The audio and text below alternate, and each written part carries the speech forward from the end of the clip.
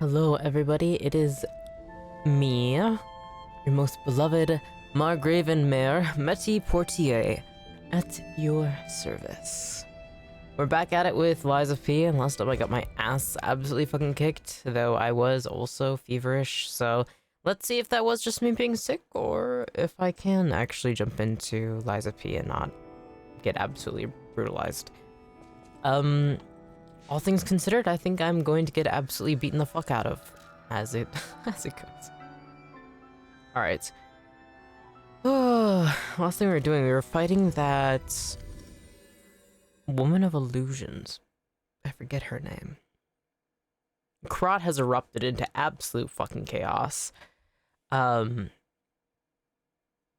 a ton of what the fuck is it called in this game? I've been playing Twitch Photos of Eternity. I wanted to call it Audra. No, it's what is it called? It's what makes puppets work. Just a second. Ergo.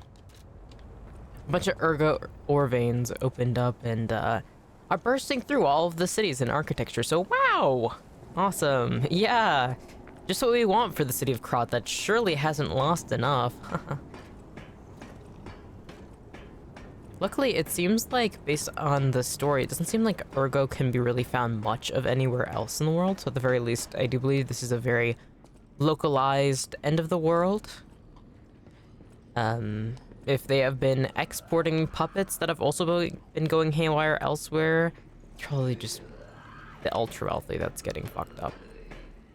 So, I mean, is it really a loss?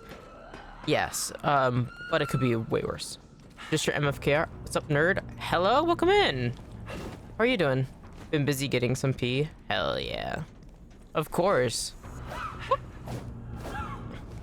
Though, it has been a while since I played, so I gotta remember how the Walker of Illusions attack combo goes. Fuck. And also... Alright. I hope you've been doing well, just your MFK. I'll just call you Jester. I know what that stands for. But I'm Jester, motherfucker. I hope you've been doing well, Jester. Welcome in, welcome in. Yeah, we're going to be getting some pee today. That's just how it goes. And already, I know that today is gonna be a stream of me getting fucked over time and time again, considering I gotta get used to it. Some people don't need like a warm-up to get back into like a Souls-like game, but almost always there's like that moment at like the first like 30 minutes at least where it's like, oh, what was I doing again? What? How? What? Huh? It's kind of like when an old man wakes up and he doesn't know where the fuck he is. That's me. And then he's like, oh wait, I know where I am. Alright. Main thing I'm going to be focused on right now is just remembering her attack patterns and the pacing of it. So no attacks, just thinking about her movements. And then doing some healing to get an idea of when we can get heals in. So far, she's the spinny attack. I love her giant cleaver. Where the fuck did she get that? Dual wielding. Dagger and long cleaver. Any left-handed attack is going to, or technically it should be her right hand, will have a lot more range on it. Anytime she moves forward with her left hand, it's going to be much more difficult. I mean, much more closer range. Alright, we got this. Just gotta focus on, alright, spinning attack. Leap forward, alright. Okay, cool. Alright. So. Last time I was able to get her to second stage consistently, so it's just going to take a few more attempts. She's not too difficult of an opponent considering that she is slower paced. Her movements actually allow a lot of room. From what I know too, she doesn't have any of the red attacks that aren't decently easy to dodge. Okay, we got this. Oh, Mettie, please get into the zone. Gotta beat her ass.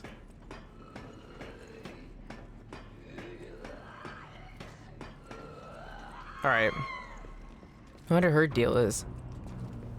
Looks like she has Ergo attached to her head. Very Bloodborne. Very much a Bloodborne-ass room, and also very much a Bloodborne-ass design, too. I wish I could get a better look at her.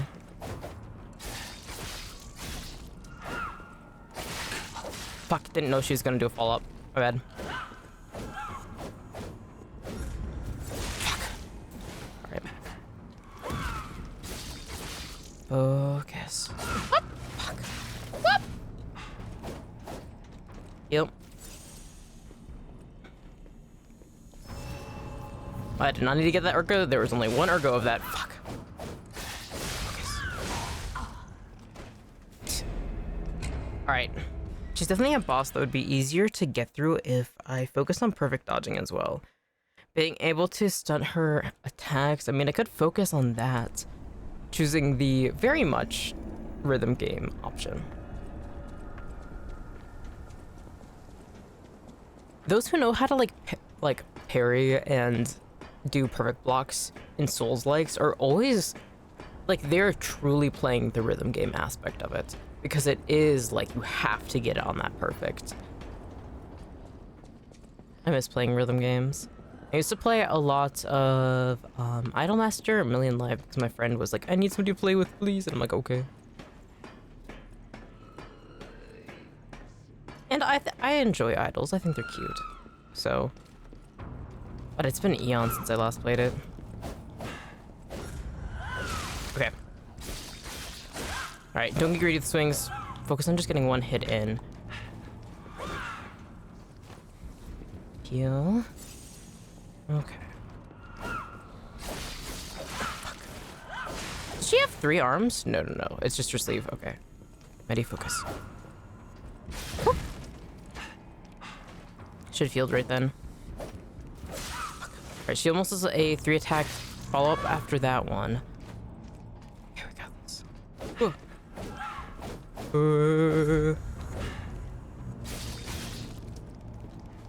One thing I do like about those red attacks is that you know pretty much certainly it's not going to be followed up with usually. So it gives you some room to fuck around. Okay, she does a double stab. So anytime she does that stab, even though it seems like it's not going to be able to do a follow-up because she's putting her whole fucking weight behind it, she is okay. Got this. Whoop.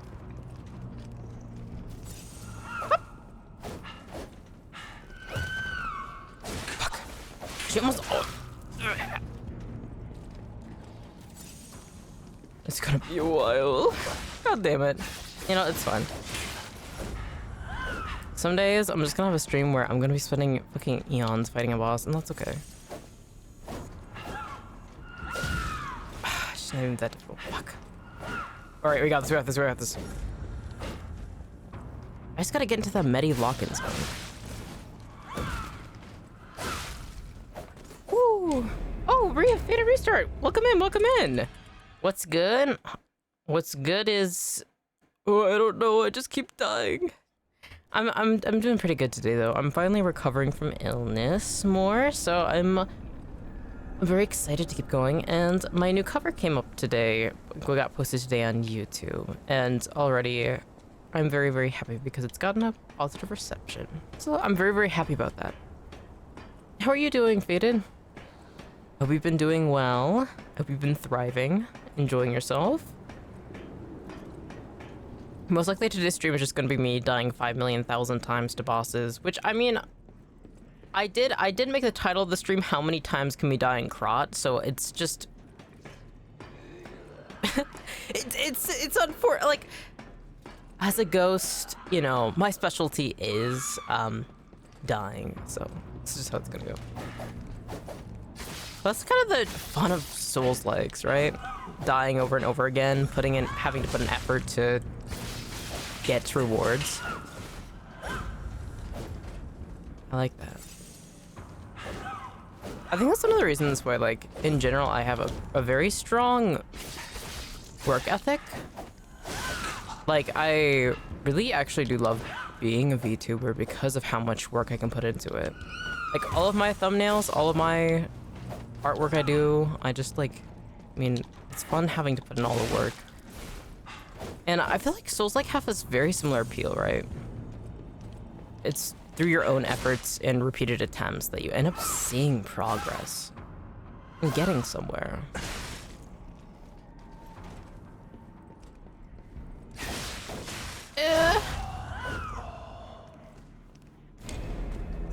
And at the end of the day, none of this is even close to as much of a headache as when I was playing Ys the first time, one of the old classic fantasy JRPG games.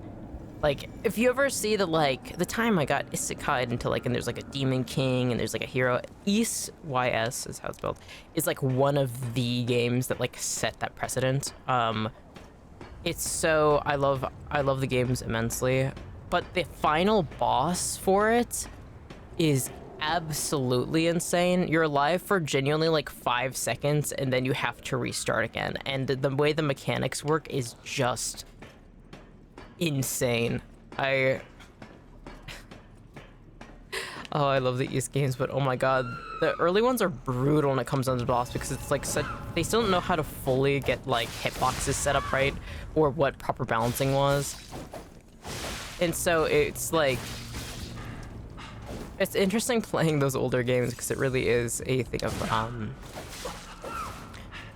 it's fun. It was very fun, especially back then, because there wasn't an idea like of how to actually have things be properly rewarding without feeling like just hell. I think it's really interesting. I love the Ys games. I started a playthrough of the second one, but I never really got through it. But there's a lot of my plate back then. Maybe I should go back and can finish it finally. Whoop. Alright. Whoop. God, she does not stagger much at all. Even though her moves feel like she should be dragging down a little bit. The way she moves, it feels like she's putting her whole weight behind just twigs of arms. But no, she never stays down for too long. She doesn't have much recovery pillage moment from most of her attacks. It's mostly just giant combos of them, which is fine.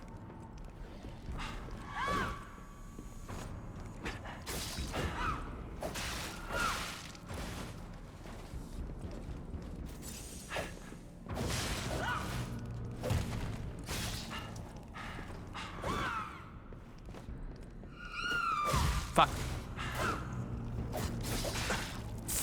Yep. I'm not necessarily against getting stabbed by one, but no, like this, please. Fuck. All right, we'll get there. Shit. Ugh. All right. This is the third time I've died to her. I'm gonna start keeping counts. Oh, Krat. I would love to walk around the city of Krat. Like, in real life, genuinely. It's very, very beautiful. One day, when I go back to traveling more, I definitely want to try and aim to go to some more. I'll hit at least one town that has a vibe similar to Krat. I think that'd be cool. This world is full of so many beautiful towns and locations and people and architecture. God. There's a part of me that wishes I could just do that for a living in a lot of ways, but ooh. No.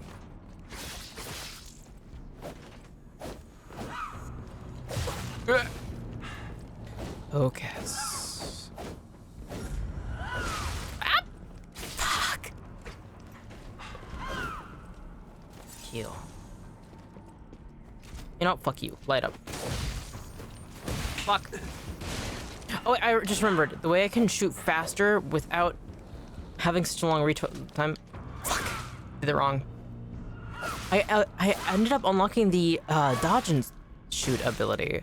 So it is possible for me to get through this. Or like do that really quick. I just gotta... The get the timing right on it because you can't just do it. Okay, worth that. Okay, we got this. We got this. We got this. It's... Oh my gosh. All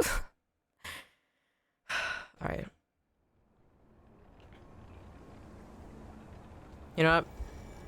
I did immediately just jump into doing boss fights. What if we take a moment? What if we take a little stroll, okay? Let's take a little stroll. And let's greet some of the members of this fine city.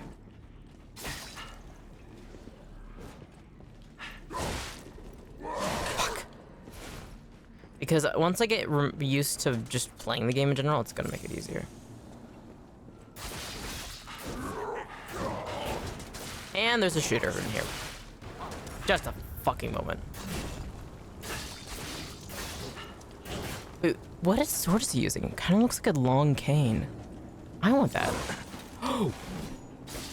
The way he's fighting, actually, if you've ever played Bloodborne, in Yharnam, once you get out of the church, where, like, you can invite people to, there are these enemies in Yharnam that have these long trench coats that... Okay, just a fucking moment. You have to stop fucking shooting me, bitch. That have, like, a very, like, long sword trench coat and have... Usually carry a lantern, but then also have a cane.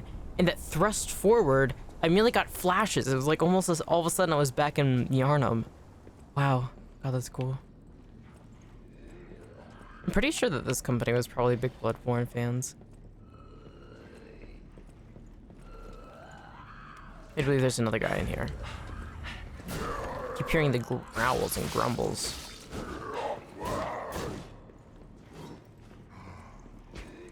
I do believe this guy is a puppet, but his head is bandaged. Like, maybe he's actually a human? I don't know. I kind of like this current stage of the game where you can't tell who's human and who's puppet. I like that.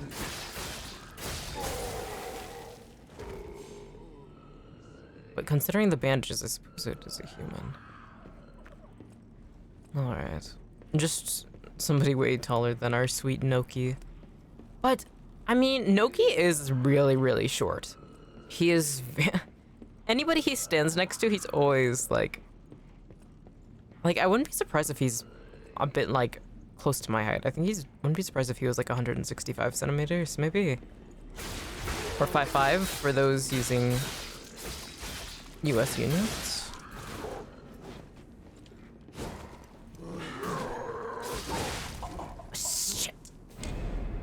I overlooked the guy in the back. Whew. Alright, this time we got this.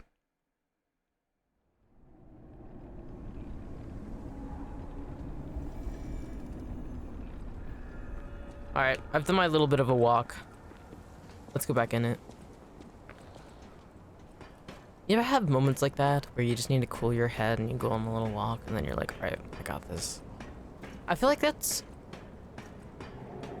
genuinely some of the best advice that can be given.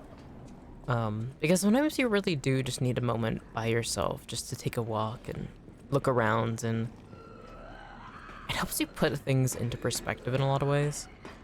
I've had a lot of really, really good walks during those moments, especially when frustrations rise up really high. Fuck. And immediately I almost entirely instantly die. Great.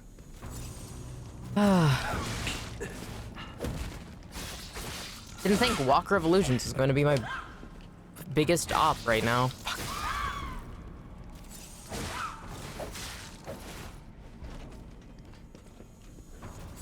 Focus.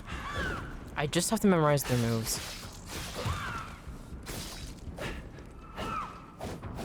It's just getting used to that.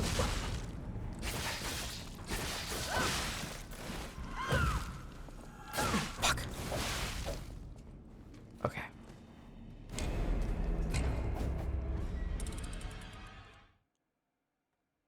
I remember when I was playing Dark Souls 3 for the first time, I was completely underleveled, especially the farther I got into the game. And it was... And I didn't realize that at the time. It was only after when I looked back, and I spent eons fighting Pontiff Solivan. But it was so fun for me to But Irithel, I mean, oh, Cotton Kisses, welcome in. Hello. Oh my gosh, I hope you're doing well. It's been a while. Welcome in. I hope you have been thriving. I hope you've been doing well. Oh my gosh.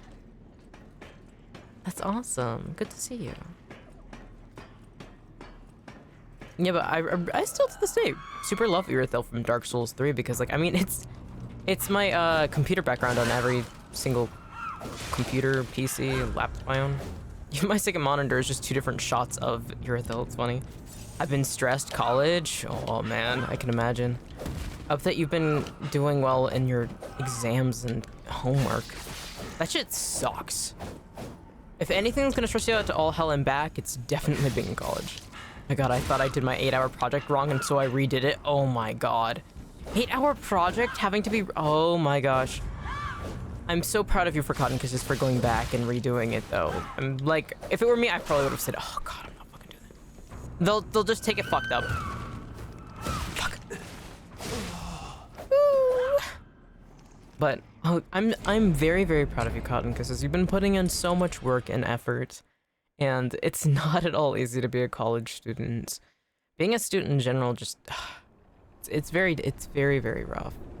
But I'm so proud of you, and I'm very glad that you have been able to. Oh, redo an 8-hour project is insane. Genuinely, like you deserve a medal for that. You are a good, hardworking student. Hope college can ease up on you a little bit though. That way you don't have to be too stressed out. You deserve to be comfy and happy and enjoying yourself more.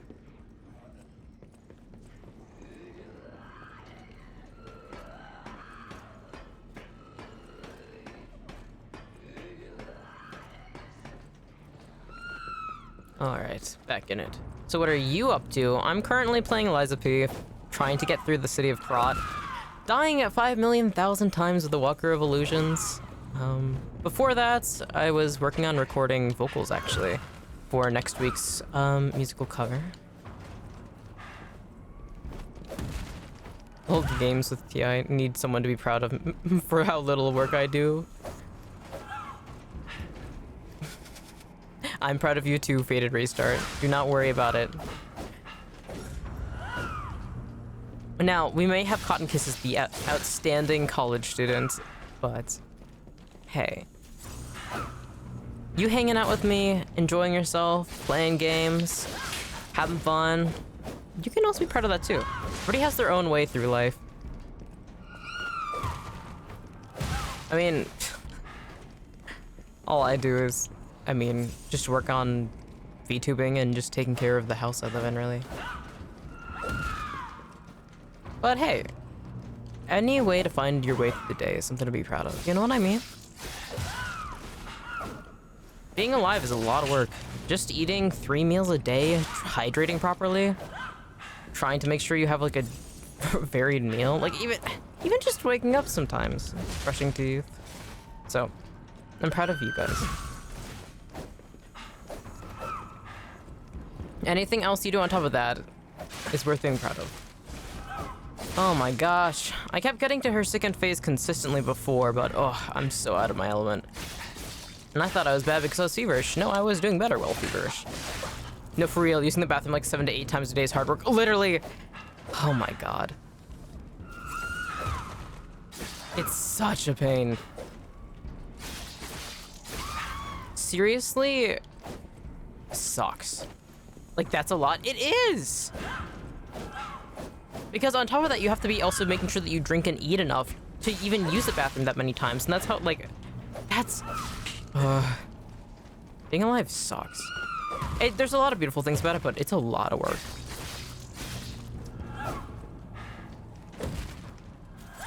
I'd even say at the human body. That's a little excessive. Literally! Like, what do you mean that you have to be maintained and taken care of that much? It's always really funny when you look at animals who, like, do not even need even as much amount of maintenance. It's like, what? What do you mean you don't need to worry about that?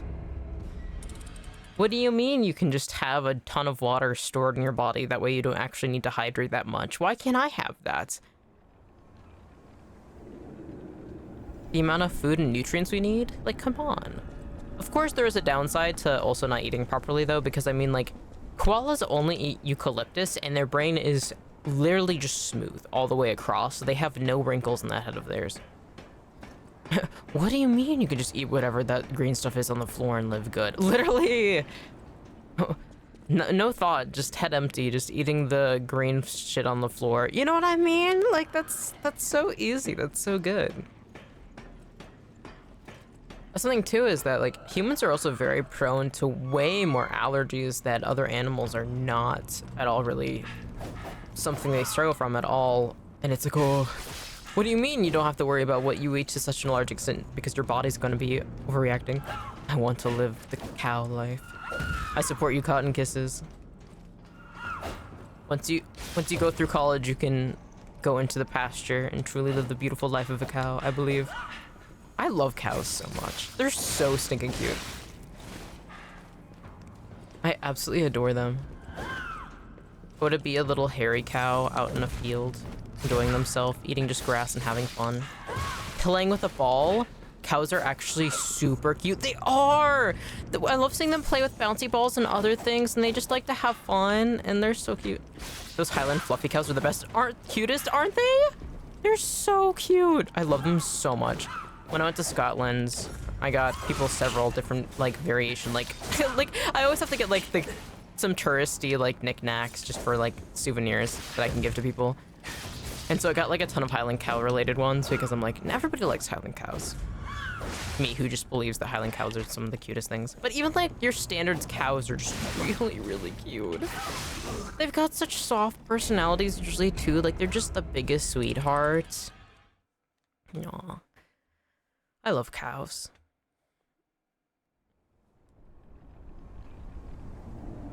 That sounds so cute. A cow for you, a cow for you, a cow for everybody. Literally. There was only a few people who didn't get Highland cow related goods. And it was... I gave one of my friends a book of, like... It was so funny. I saw it and I'm like, I have to get this for somebody. It was like a gravure photo book of, like, men in kilts. But they're, like, always shirtless, and they're always, like, it was so funny. They're always, like, glistening with sweat, and they're, like, and they would say, like, their name and, like, where they were from.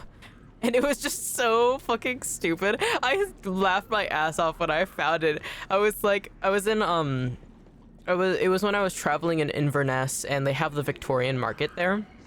And I found it in one of the stores there, and I was like, I had to get it. I had to get it for one of my friends, and they still look at it a lot, so I'm glad I did that. But everybody else got Highland cows. It was so funny. I still the world can be so beautiful sometimes. Just the most absurd things exist. And honestly, like, sometimes absurdity can be, like, terrifying, especially when it comes down to things that matter. But in that case, it's really funny. I want that book. All right, I'll see if I can find a link to it, just in case you do want to look at it, or even perhaps purchase it. You and I just, like, have a link for some reason in my, like, YouTube description to this book. I might do it. But I can send to the Discord as well. Just for anybody who wants to take a look. It was really cool too. It's something that's nice too, because they weren't just all, like, very, very, like, Scottish people. They were, like, a ton of, like, they weren't just white people, which is nice. They had a lot of different variety, but it was really cool. And they would talk about, like, the type of tartan that they were wearing as well. And I think it's really cool.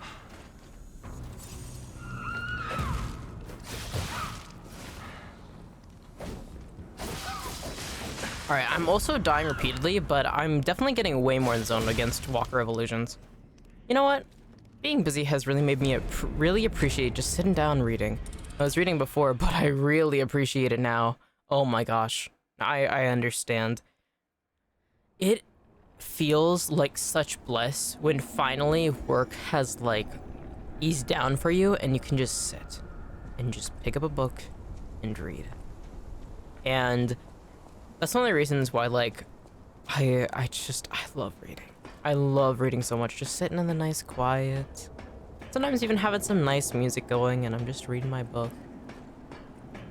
That's one of the reasons why, like, whenever I go to airports or anywhere really, I always make sure to have a book on me, because just having a moment in hecticness where I can just sit and read.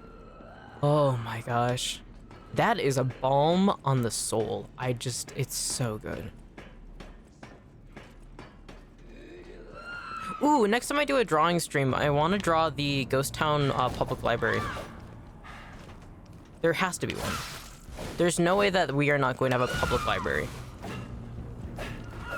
Otherwise, the Ghost Town is actually hell. Whoop. God, I love libraries. When I was younger, I used to spend almost all my time in the library. Fun fact, the first job I ever applied for was actually for a library. However, I was a high school at the time, and life ended up making it so I couldn't fully take on the job as I wanted. I love little reading nooks. Oh my god, they're so good. That's one of the reasons why, like,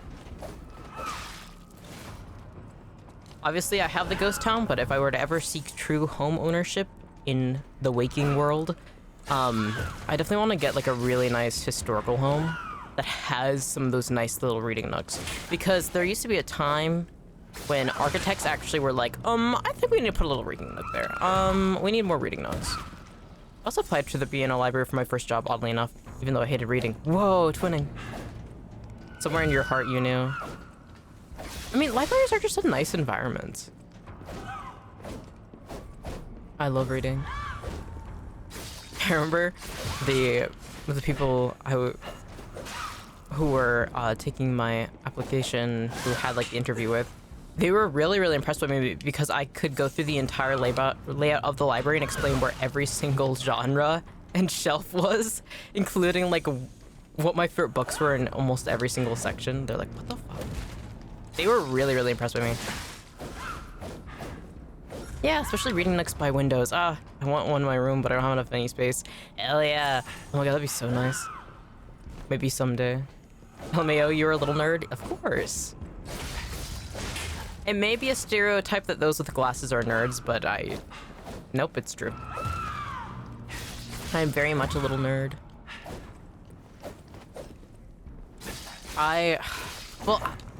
When I was younger, I was obsessed with murder mysteries. I loved murder mysteries, especially where you could figure it out if you just pieced it together just right.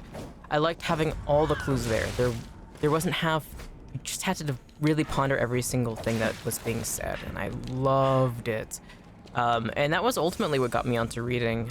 Some people just don't find a book that speaks to them, and I was luckily somebody who ended up coming across murder mysteries, and that's one of the reasons I love a lot of, shows that are murder mysteries and movies. And so that's one of the reasons I went to the library a lot. I also grew up in a place where, there were several public libraries, so I could go to different ones. I love books. Murder mysteries sound so cool, but I've never read one before. Ooh.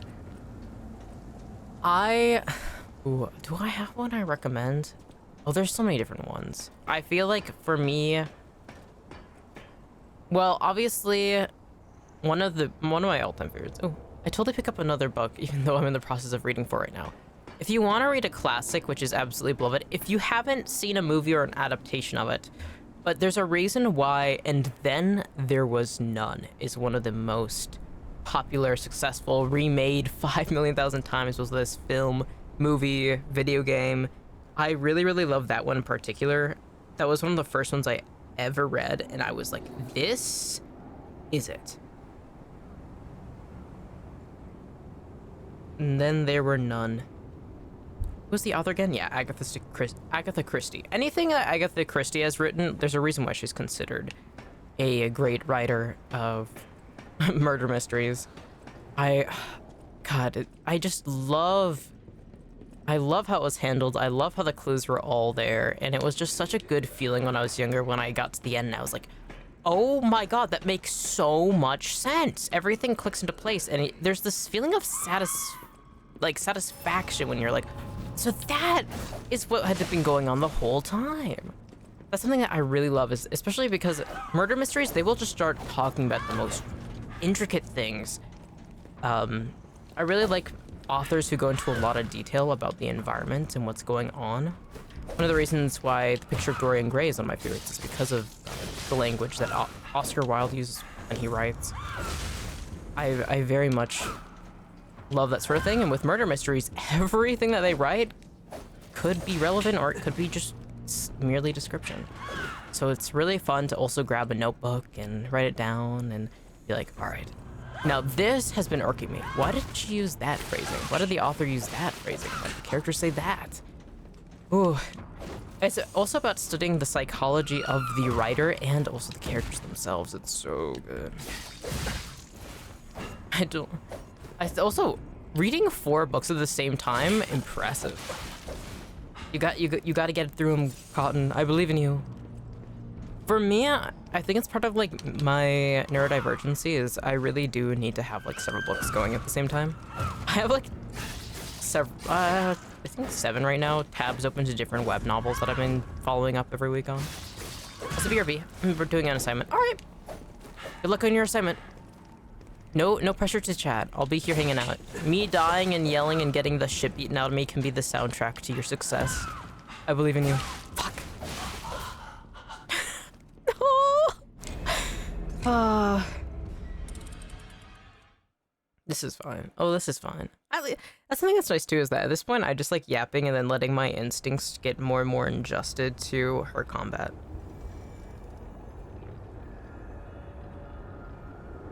I'm getting better and better. It may not seem that way, but progress is happening. Definitely a yapper. I am. But that's like, I mean, there are some streamers that aren't big time yappers. Some of the people I actually really, really respect aren't like too much like going on tangents or talking about different things. But I just got so much in my mind. It's running like 5 million thousand miles a second. There's like 500 hamsters in my head right now just run on their wheels. That's how a Mettie works. That's how it runs. I like whenever I use like a or like for like a Mettie, it's like, what do you mean a Mettie? Does that mean that there's more than one Mettie? There is definitely. There's definitely more than me. A Mettie, person with the name Mettie, but it is just funny the idea of me being like something that exists in several different variations.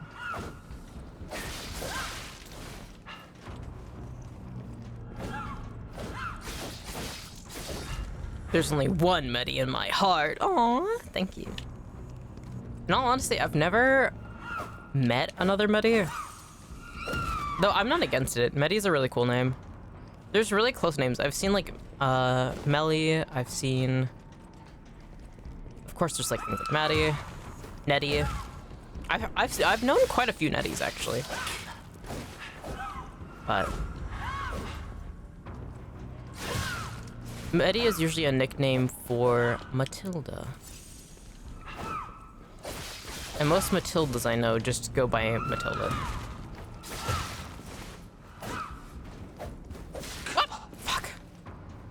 Alright, just a second. You keep swinging your blade over there.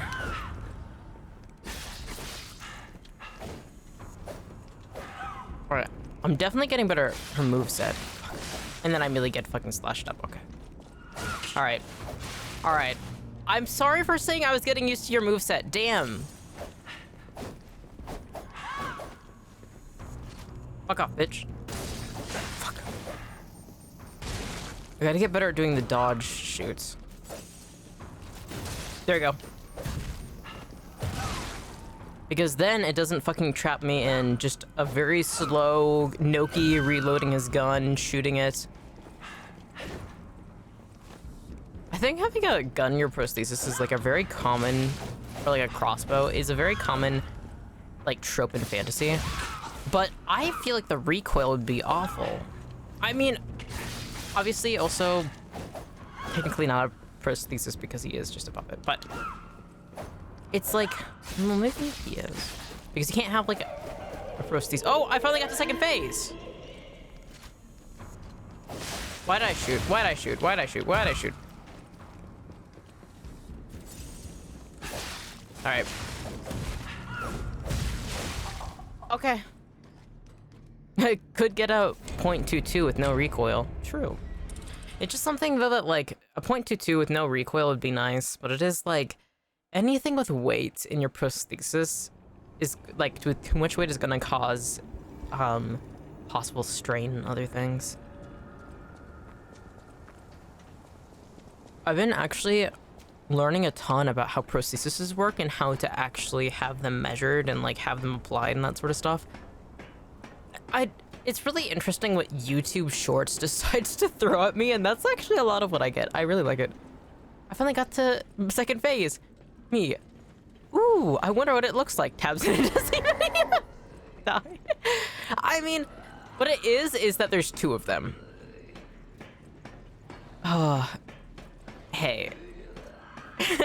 Sorry I couldn't last a little bit longer, Cotton Kisses.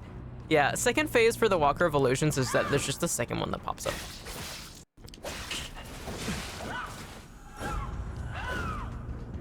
I find it really interesting that I feel like a lot of feminine individuals, or if there's somebody that deals with illusions, it's almost always a feminine figure that they go with. I find that really funny. You're so okay. I'm glad. All right, next time we'll try and last longer so you can take a better look. And it really is just two of the same woman. Because something, like, when it comes into, like, women, femininity, and illusions, I think it's, like, obviously it's this idea of, I feel like a lot of times, due to how misogyny works, it is something that they don't see women necessarily as people and as complex characters. And so when people find out things about a woman that makes them less attractive, then it feels like their illusion has been broken. I mean, just like the fact of like how many people are like, always take a girl swimming on the first dates just because of like makeup. You know what I mean? Like there's a lot of very strange opinions about that sort of thing. But it's something interesting too, because like even in media that isn't about it, you still see the theme carry on. Walker of Illusions being somebody who is feminine is interesting. I keep calling her a woman. I don't know if she is. She's wearing a dress. They could be a they. I don't know. But it's something that, like, even as well, like in Sekiro, it's like there is the butterfly woman who is all about illusions, which I do believe has association in a greater historical context, but I'm not that well educated on it. But it is something that, like, I think about, like, the variations of that, too. It's very interesting. I think illusion is one of the coolest forms of magic to exist. I think it's fucking badass. And also, pro tip, if you are playing a TTRPG with magic, having illusion or having something that can make you harder to be found, harder to be hit, and something where you can hide away with, that could save your fucking ass. It's always a good move.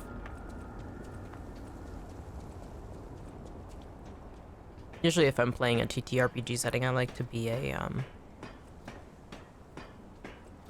somebody who can do like alteration, illusion type stuff. But it's just really useful. I mean, you can be surrounded by a horde of skeletons, and if you have the right skills for protection and taking care of yourself, and also like hiding away and being able to boost your ability to dodge, I mean, you can take them on.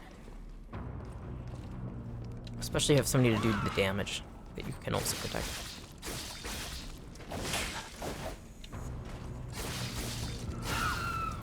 Alright. She definitely seems like a weapon where if I wasn't using... Am I using technique or motivity? One of them where they can do a lot more hits and knock down into poise, it would be easier, because when I do a burst of hits, it does actually stagger a little bit. Actually, if I had to pick a god or something, I choose to be the god of illusions. Oh my god, that's awesome. I love that. I support you. Cotton Kisses are god of illusion. I love that. If I were to be a god, want to be a god of rot. Or the end of cycles. Though I'm definitely leaning towards rot. Because it's also, like, healthy. You know what I mean? When things enter the process of decay, it allows for more precious soil. I mean, that's how you get booze, is technically fermentation, which can be considered a process of decay, too. There's a lot of really, really good things that come from rot, but also in excess, it is very, very bad.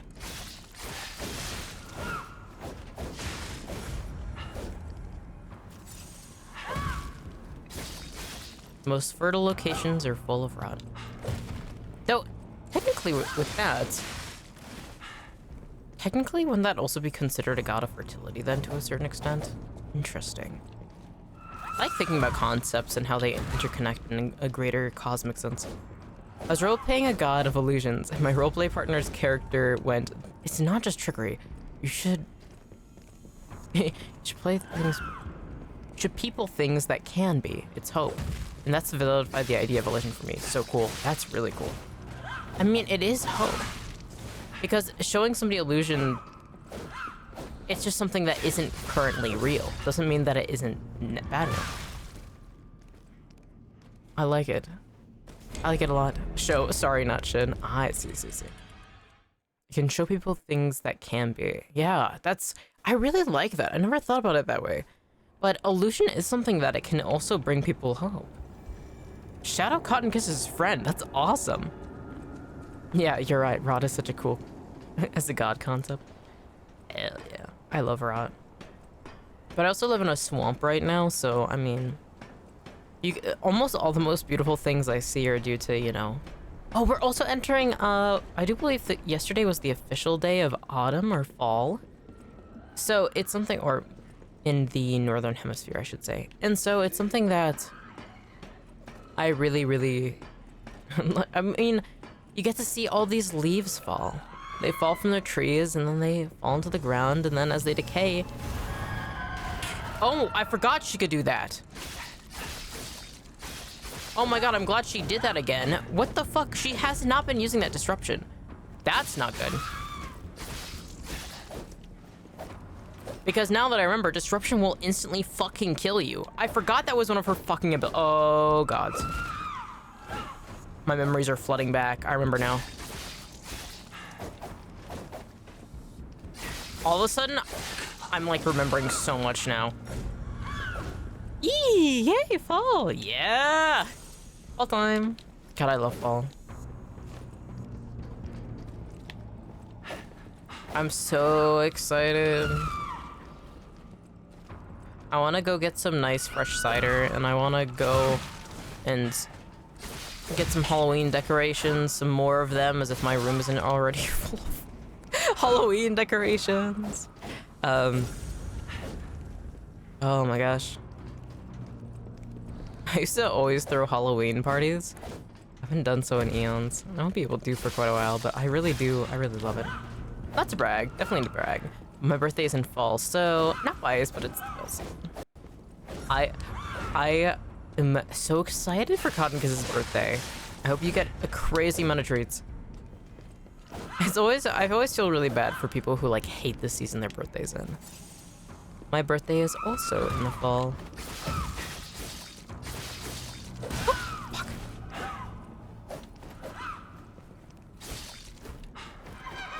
Okay, second phase. Oh, we've done pretty good. We have 5 shots, which I'm gonna already need to use one, and fuck. All right, let me get some distance. Ah, God. Having 2 of them, it's a bit excessive, don't you think? All right, let's kill the illusion first. Nice! We're doing it. We're doing it. We're doing it. We're doing it. We're doing it. Fuck. Get back. Fuck. She still got a little disruption. Woo! December children and sharing their entire birthday of Christmas. Oh my god. I think I've talked about before that I'm not the biggest fan of Christmas. I would be miserable. I feel like almost everything is like related to Christmas, and especially it's gonna be harder for your family or the people that you are with to get you things for your birthday because money is going to be tighter because of having to pay for Christmas presents. It's just rough. Fuck. You haven't before because I'm not either. Whoa, hell yeah. Me and Cotton Kiss is not the biggest fan of Christmas. Last year, somebody I loved more than almost anybody else I had ever met died Christmas Day, so I've been slowly having to break the news to people like, hey, if anything's happening on Christmas, know to leave me out of it, because that is a day where I'm going to be mourning and celebrating a life that had been. I don't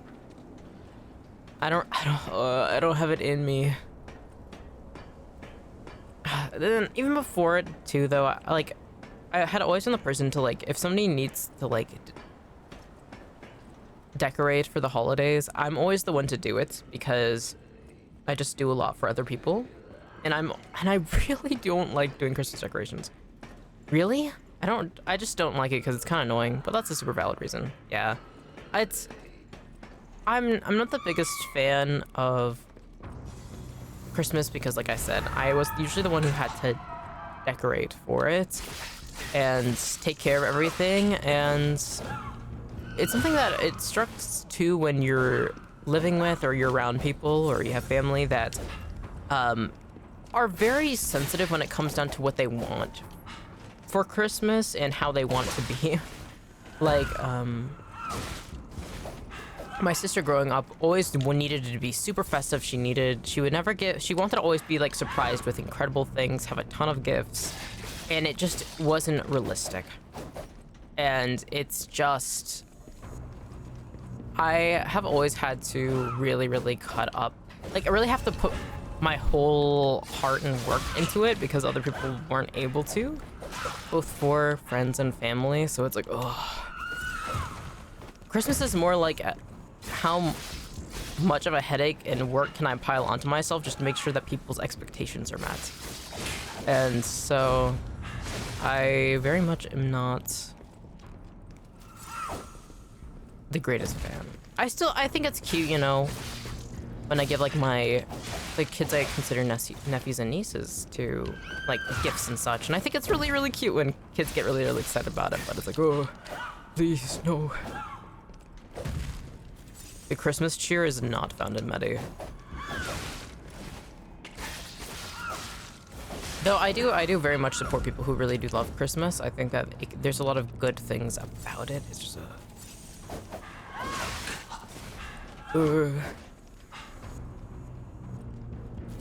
especially now that I'm in my ultimate shut-in era, I just want to have fun and play games and also just work on projects. I mean, even for Halloween probably this year, I could do something for streaming. I don't know what I'd do. I could do some horror games this October. Do a spooky season more. Which means I gotta start finishing more of these games. I've been playing Lies of P and fucking Pillars of Eternity and... what's my other game? Hated Grail for months now. Spooky horror games would be sick. Hell yeah. I want to throw some onto the docket. I want to get around to playing the new Little Nightmares 3. What else? I have quite a few that I have on my Steam already that I haven't played. Halloween is the best holiday, no buys at all. Hell yeah. I really do like Halloween. Of course. I mean, if you look at me, I don't think that's surprising that me of all people are saying that. One, I love as it gets colder. I love spooky things, bats and coffins and ghouls and ghosts and monsters and vampires. What's your favorite holiday? My favorite holiday is, oh my fucking god. My favorite holiday is, Halloween. Sorry, that was the first time I've ever had flames thrown up on me while getting back to the spots. Not letting you talk about your favorite holiday. They're like, yeah, shut up, Halloween. That's the thing too, is like Ghosttownmettie's birthday is indeed the day after Halloween, so smiles. I definitely want to do something for like a birthday thing. And I think probably I want to actually work on a new variation of this model, like a new outfit for it that I can release. Also probably a cover. That'd be fun. So that'll be the day after Halloween, which will be exciting. What else?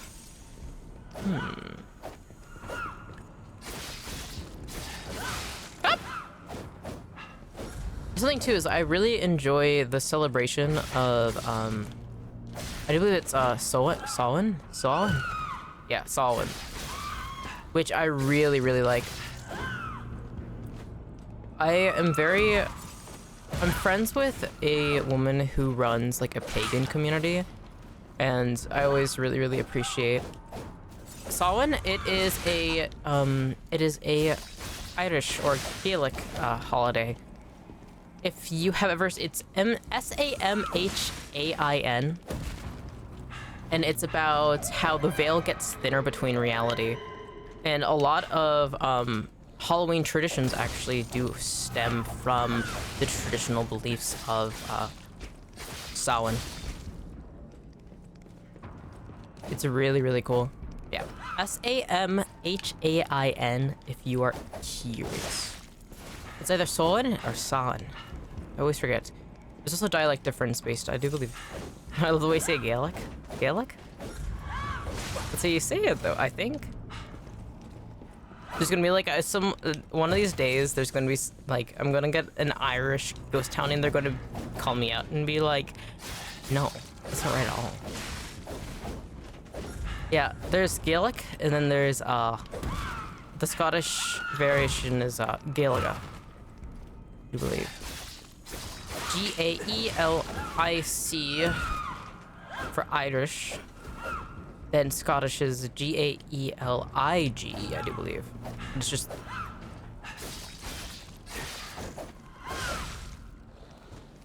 I'm pretty sure too. I have no clue. That's something that like, that's one of the reasons I love like talking to people, is because like, it's so fun when you do actually get somebody to be like, actually that's how you pronounce it. That's how you do that, actually. And I like that. I like that a lot.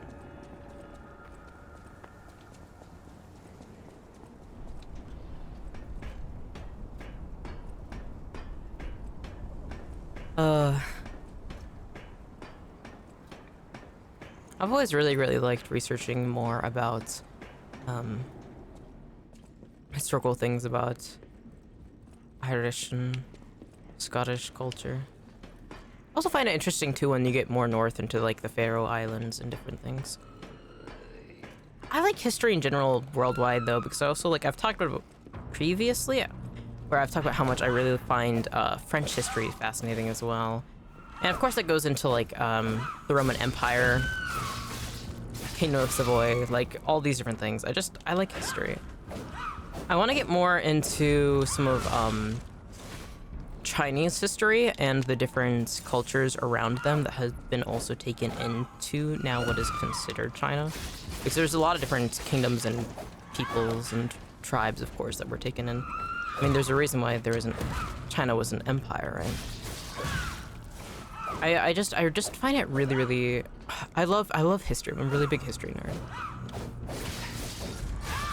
It's also one of the things that I find very attractive about a person is if they also really, really are into history. Of course, there's like variations of like what somebody's interested in. And I think just trying to know the past is just really, really nice, because growing up Anishinaabe and being Anishinaabe is like, ancestral stuff has always been important. And it's nice to be remembered, you know? I mean, it's kind of cool to think about that one, like going down and feeling like, oh my god, wait. I want to know who these people are, right? I want to know what environments, you know, I came from. Because you do exist in a context greater than just yourself. And I think that's really, really cool. Not to say that people's ancestors aren't assholes, no. But it is like, it is just cool to see. And it goes even beyond just, of course, ancestral stuff too, but it is like, I have absolutely no lineage, I believe, from a lot of the areas I also like to study. I mean, I just find a lot of things interesting, though. Ooh, I love history. I mean, I also, ultimately, I just love a good story. The biggest surprise to me ever is how many Chinese dialects there are. Like how Mandarin and Cantonese are so different, they couldn't understand each other, but they're both Chinese. Yeah. They're very, see, the interesting thing is, Mandarin has 4 tones, and Cantonese has 6. And they're very different.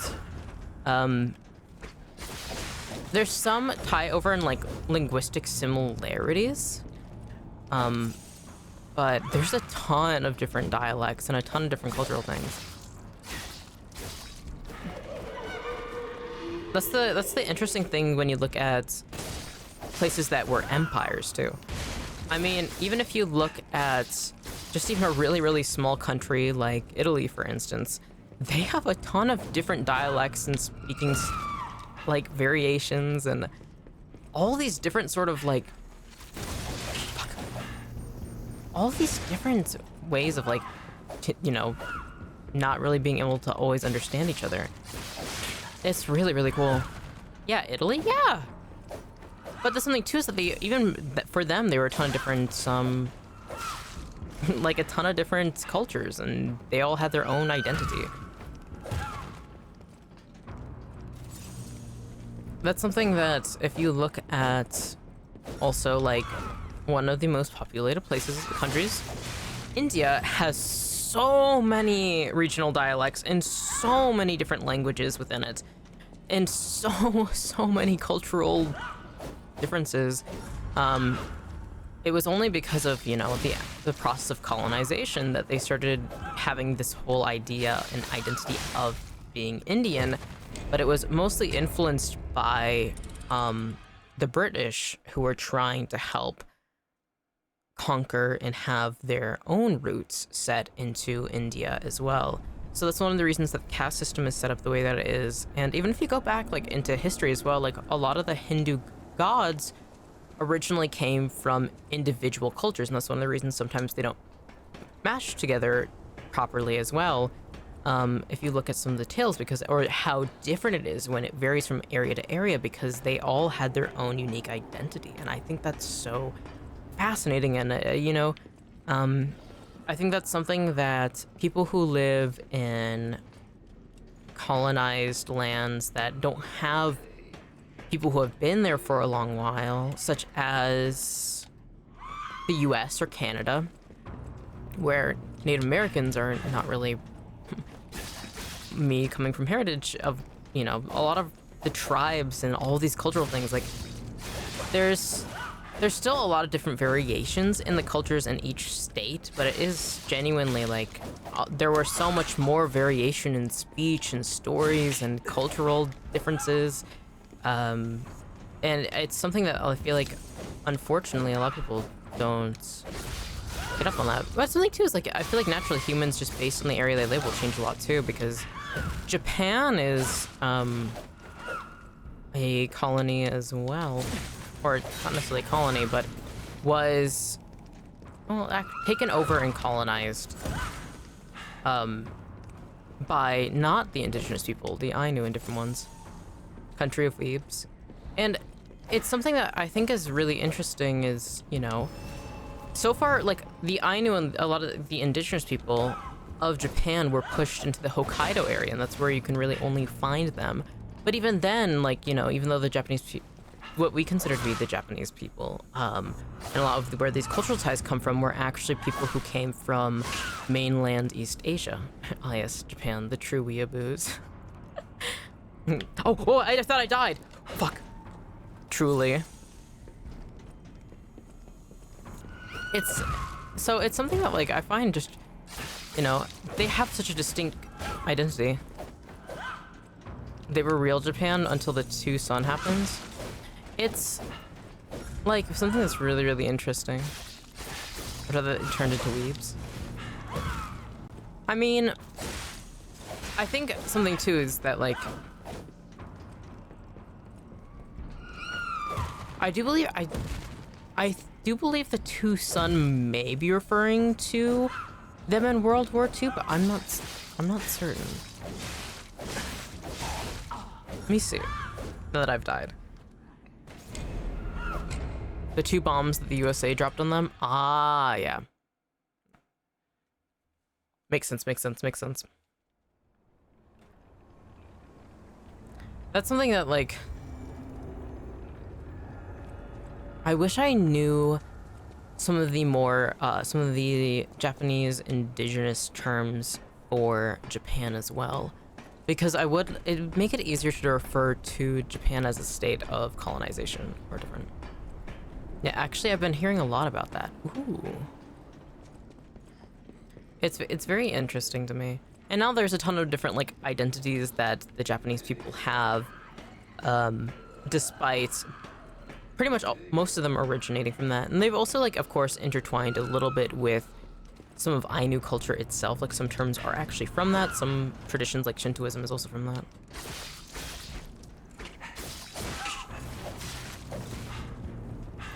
Alright, just a second. Oh no, chat cut off. Gesture's message.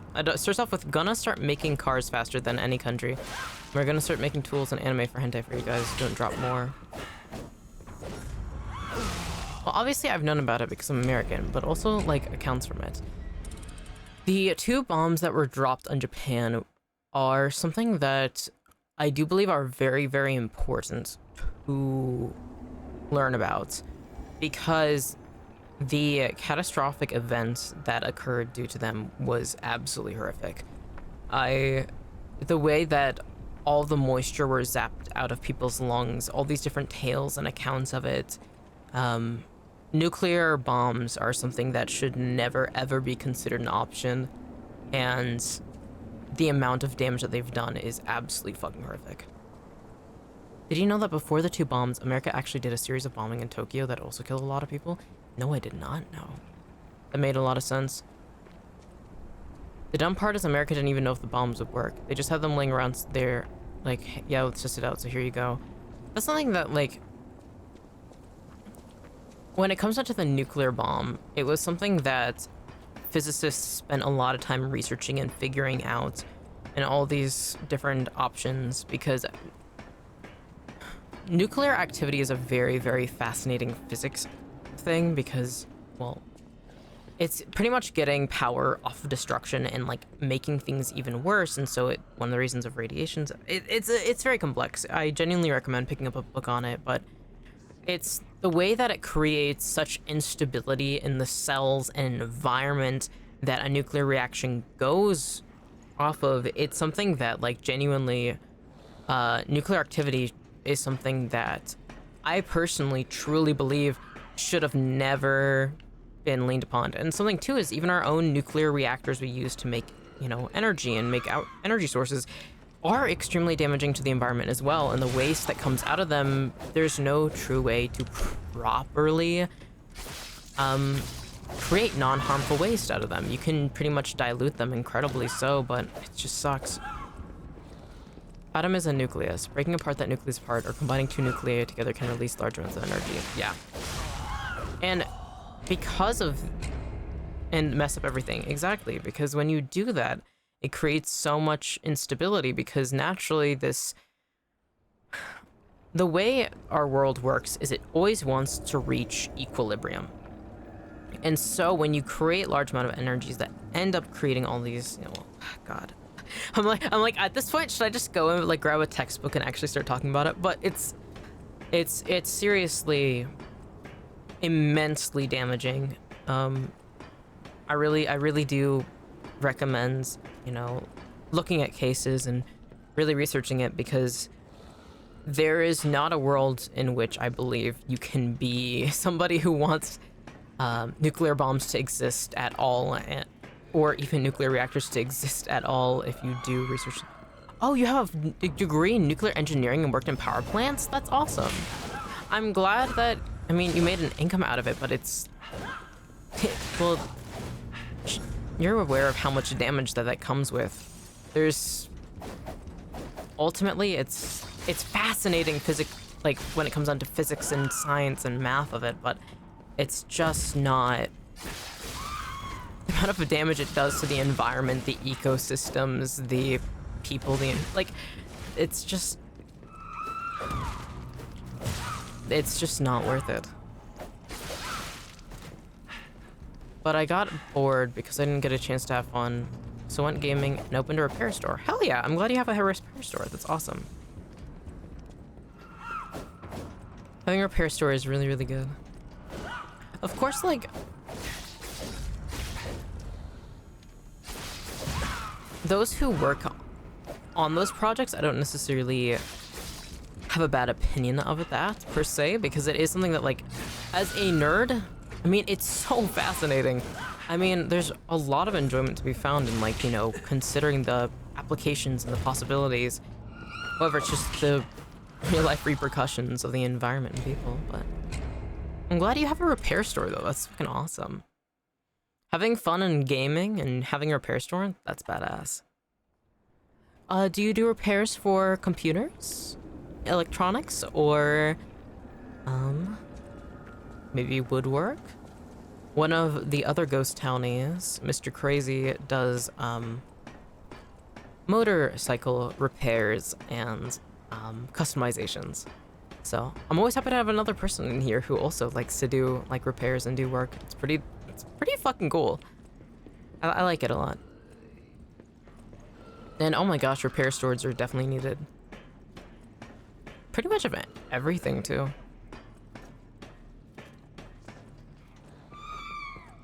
Alright, here we go. Walker of Illusions. How many times will I die to you, my dear? I think a lot about how all our cars are still like gas ones, but we have electric ones now, which are slowly becoming more popular. Yeah, the pollution that comes with gas is really, really...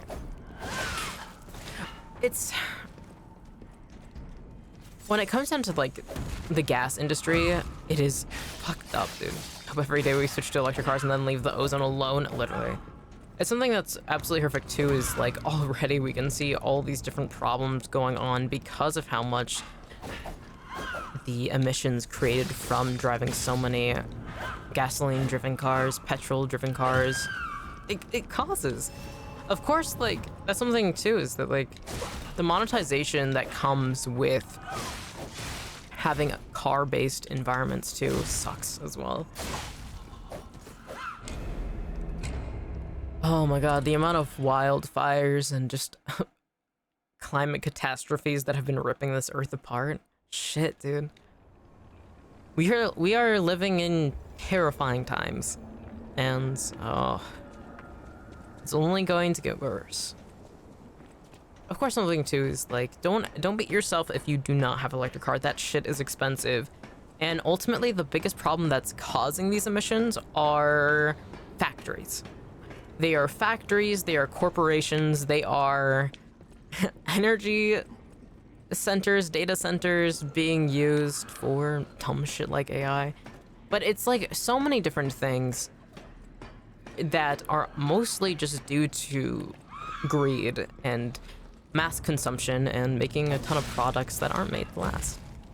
So it's just one of those unfortunate things. I do believe it was the shoujo manga series Princess Jellyfish that was talking about just the problems that come with fast fashion and how, you know, the fashion industry pumping out so many new articles of clothing that people don't need, having people trash them, having these, like, and also, like, setting them ablaze to get, you know, tax write-offs because, oh, there was this amount of product damage, you know. That's adding way more to pollution than having a car, so don't beat yourself up if you have a car or you use electricity or do these things. Of course, I mean, there is that phrase of you can't one guy your way out of a systemic problem, right? So don't be too hard on yourself. Fast fashion is so bad, literally.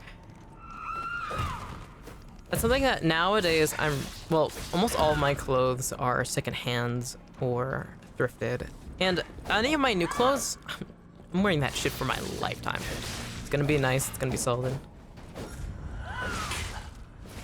And there's beauty in maintenance, right? There's beauty in maintaining your own items and clothing, caring for them, treasuring them.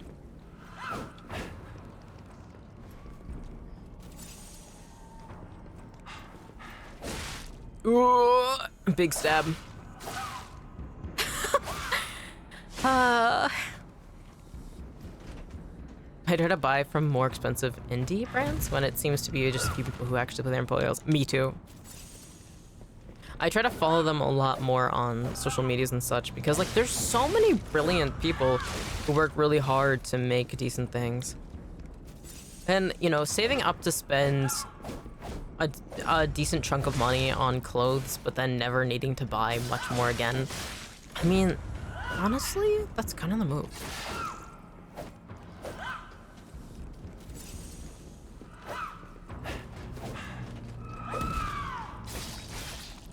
It also helps your wallet immensely too. It's easy to, you know, get caught up in the desire to, you know, feel like you fit in, feel like, you know, you're being fulfilled by something, but it's okay. Exactly, spend 30 on shoes that last a year instead of 10 on shoes that last a month, literally. But Nikes look so good though. Okay. Faded Restart, the only pair of shoes or sneakers I own actually are a pair of Adidas. And I have worn them now for 10 years. That's just how it goes. You know what I mean? And so just like trying to do your best. I used to work at Opal, fun fact, the only nuclear reactor plant in Australia. Interesting. So a lot of pressure? Holy shit. That's crazy. 10 years? 10 is insane? It's not. Okay. Yeah, actually, yeah, because how old are you then? You don't get to know how old I am. That's a secret. I've talked about that I'm old. That's what I'm not old, but I am.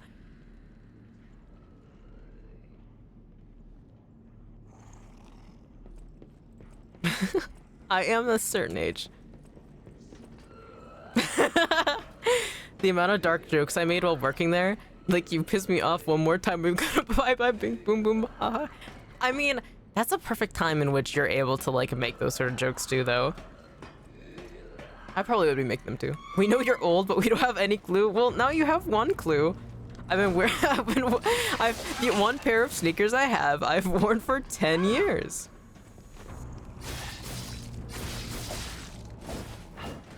A certain age, more specific.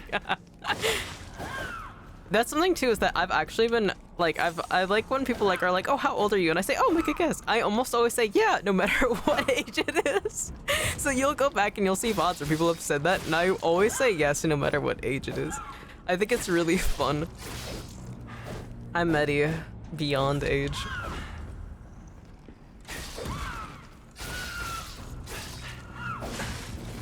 I mean, canonically, I was born in the 12th century. However, what? Damn it, you're spreading ages for tradition. How are we supposed to guess? I think the only way you're gonna be able to figure out is if you use just context clues. What I've said. And something like I said, like shoe maintenance is really, really important. Wearing decent socks helps too. So you're not that old. Less than 30. You'll see.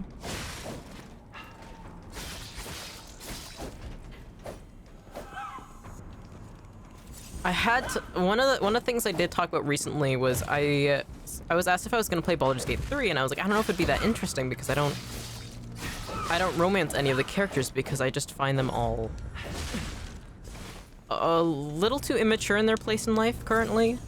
And like that's fine. Like I understand why people find them apparent. Like it's just for me, I'm very like I'd rather be just friends with Jaheira than I would anybody else. So I mean it's something that like you'll have to figure it out. Romance them for us, don't romance them for yourself. Hey! I'll play other games maybe. There's just no sad old traumatized man that I can romance. by desire. And no, I'm not considering Halcyon or Astarion. They're still... I like them both very much. However, I don't know. I feel like kids I'm looking after more than... Actually, that's what it feels like with Baldur's Gate 3 for me. It feels like babysitting simulator. It's like, okay, all right, come on, we're getting out of here, sweetie. Get your gear ready. We're heading out. We're going out. You can romance withers. There's no... you can't... Is that even feasible? If I were to romance anybody in Baldur's Gate 3, it would hands down be Zevlor. Zevlor? Yeah, Zevlor. The tiefling leader. The, like, sad one. I like him a lot. He's so cute. Because it was the only nuclear plant, if something goes boom and we fucked up, the danger range was 10 kilometers all around. Holy fuck! 10 kilometers? Only 3 kilometers from the nearest city? That's insane! You can't, but there's Musket where there's big honkers. Just thought I'd throw that fun fact out there. That's insane. That's really funny. That's okay. Having a 10-kilometer danger distance, only 3 kilometers from the nearest city? Oh my god. I'm glad that you left that job, Jester. That must have been so fucking stressful. Holy shit.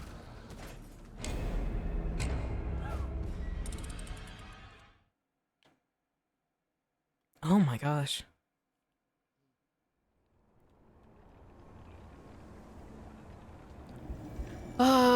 Okay. Let's go back into it. At some point, I'm going to win this. I've gotten necklace. Gotta wonder the price of the houses in that city, 3 kilometers away from the plant. Like, do they get discounts? I wonder. I hope so. When I used to work from home, my house is like 25 kilometers away from my work because I knew the range and I want to be safe. Yeah, I too would want to be fucking far away. Damn. That shit's crazy. Yeah, I would, oh my gosh. You might die, but please live here, discount, literally.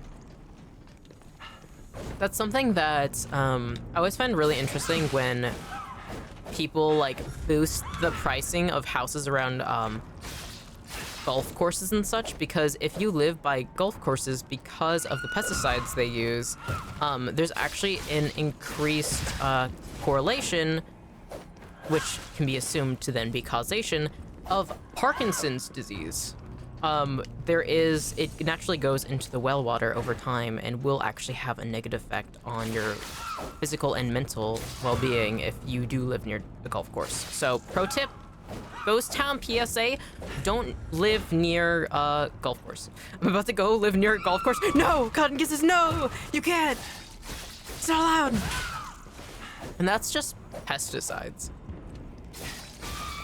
Ugh. Because there's a lot of nuclear plants that work really hard to try and deal with their toxic waste the best they can by diluting it extremely thoroughly, amongst other things. But sometimes they genuinely do just say, hey, what if we dump this into the... What if we just dump this into the rivers? And we just didn't tell anybody about this. Gotta get that discount? No! That's what I was saying, that you don't get a discount. They usually charge more. Living by a golf course, you get charged more because it's considered like an amenity. But you're genuinely being poisoned by living by it. Yeah, what the heck? Yeah, literally.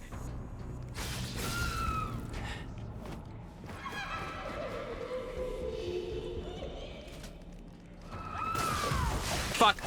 I thought I was gonna do a dodge shit. Fuck. No discount for being poisoned? I'm suing.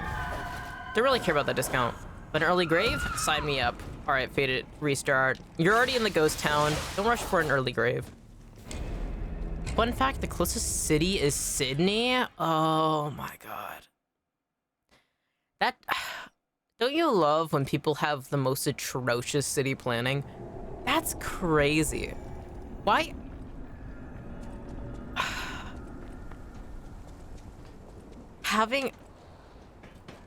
Having a giant fucking nuclear reactor right next to Sydney, well, at the very least, it makes it easier for action films like Godzilla to make an incredibly insane scene about it if they were to take place there. But, oh, fuck. Ooh, yeah. Build a big city close to a nice power plant, and it's an open water plant. So if anyone drops shit in it, goes boom. Oh my fucking god. It's an open one? Who the fuck? Who decided to... What? That's actually insane. That's so... They genuinely probably thought they were so funny setting that up. They're like, hey, if anything goes wrong, let's blow up all of... Let's actually fucking destroy all of Sydney. That's crazy. That's batshit. You guys can swim in the water. Oh my fucking god. That's... Oh my gosh. That's wild.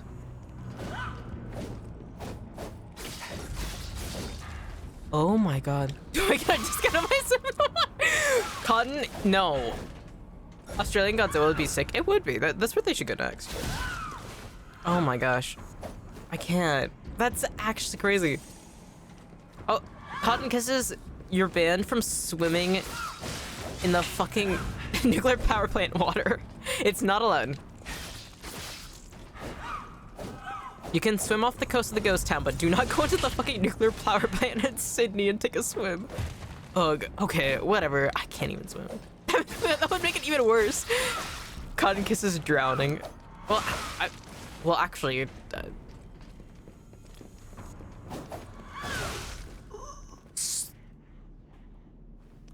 I don't even know if you would have a functioning body to the point you can even try to swim. There's so many interesting reactions that the body has when it comes down to like forced nuclear decay and such like that, but it is for the discount. No, I'll give you coupons for the grocery store. Don't, please. Don't worry, I'm built different, I'm sure. Cotton Kiss is like, all right guys, there's like a diving board set up. They just like jump in there. They're just gone. Oh my gosh. They can't even swim. Like all of a sudden magically they can swim. It's only in it's only in nuclear power plants so all of a sudden Cotton Kisses gets filled with the energy, the ability, the skill.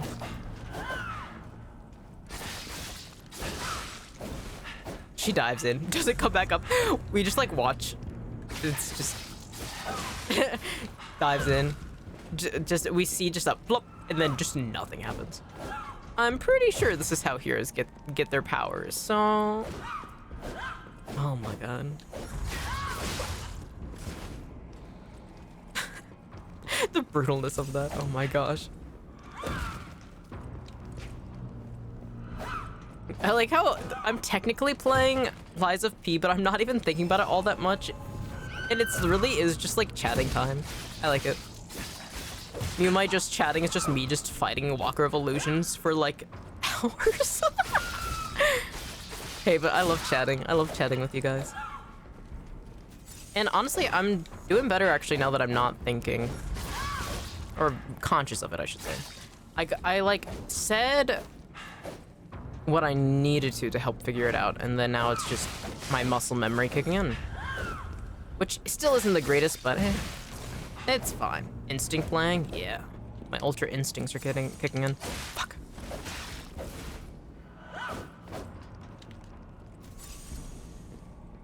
Man, I have not even gotten close to fucking defeating this boss. I keep getting to the second phase, but it's just gonna take time. Yeah, but as it goes. God, I love Liza P. Oh wait, I just realized her feet are out. She's like wearing chains, like shackles on her ankles. I wonder if she was experimented on. What the fuck? No wonder she's trying to kill me.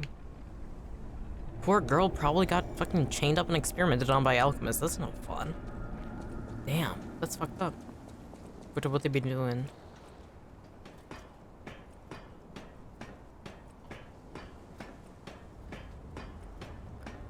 Oh.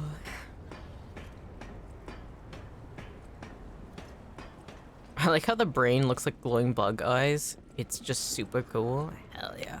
I really like her design.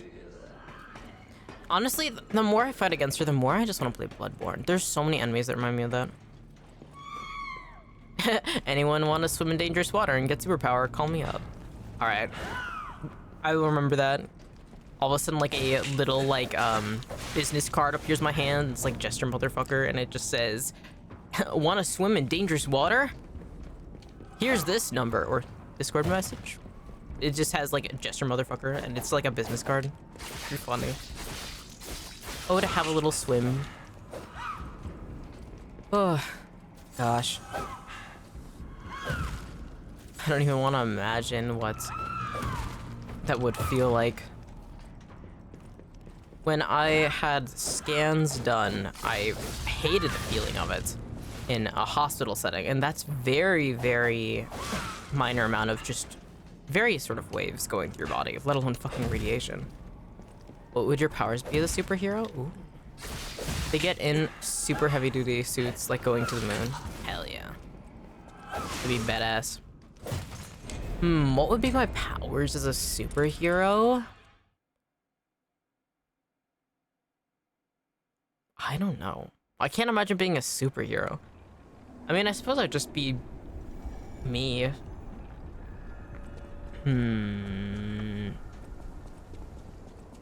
I'd like to be something undead. As you can probably assume by the stab wound in my chest and my ghostly apparition body. But if we weren't going with just who I am, I wonder. They called me last week and asked if I can work on a few projects for quick cash. Ooh, that's nice. I still have the work programs on my PC. Being able to be a freelancer for the nuclear plant, that's really nice. Having something that you can like have besides just your repair shop is really nice. I'm glad that you still have like contact with them. I'm glad that you're able to have that as an extra form of income. I know that groceries right now are absolutely insane in Australia, price of them, so I'm glad you're able to get some extra cash from it. That's really good. Well, it's a hard degree to get, and very rare. People even make it out, I can imagine. It's very the amount of math courses, the very amount of science courses, physics courses, chemistry courses you'd have to take. That's a very that's a very rare degree. That's awesome.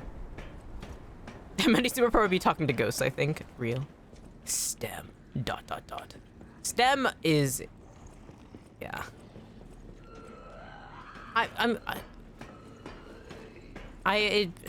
That's just me in real life, though. Based on your point of view, I'm either insane or it's real. There's only two options. But, my whole life I was always able to see spirits and other things, so, I mean, and communicate with some of them, so I think that's just me normally. STEM, derogatory. I have so much respect for people who go into STEM. It's not easy, I say, as a STEM major.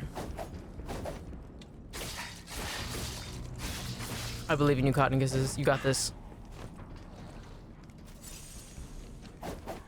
However, I also respect if you do ever decide to drop out.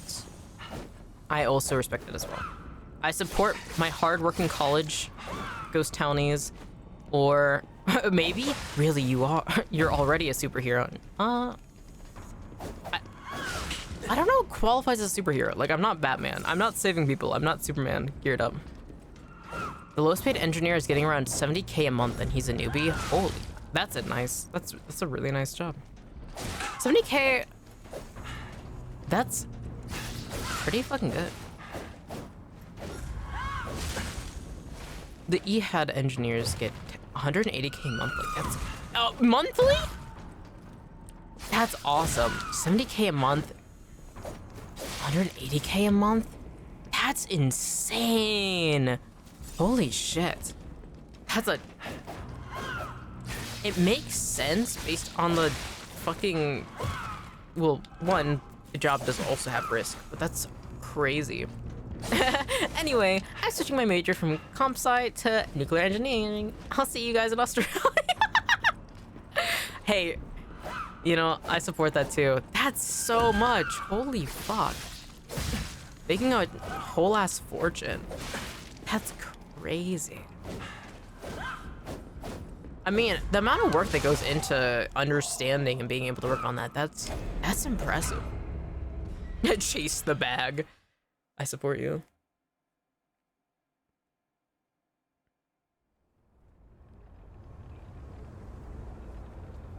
Oh my god, that's a lot of money. Holy shit.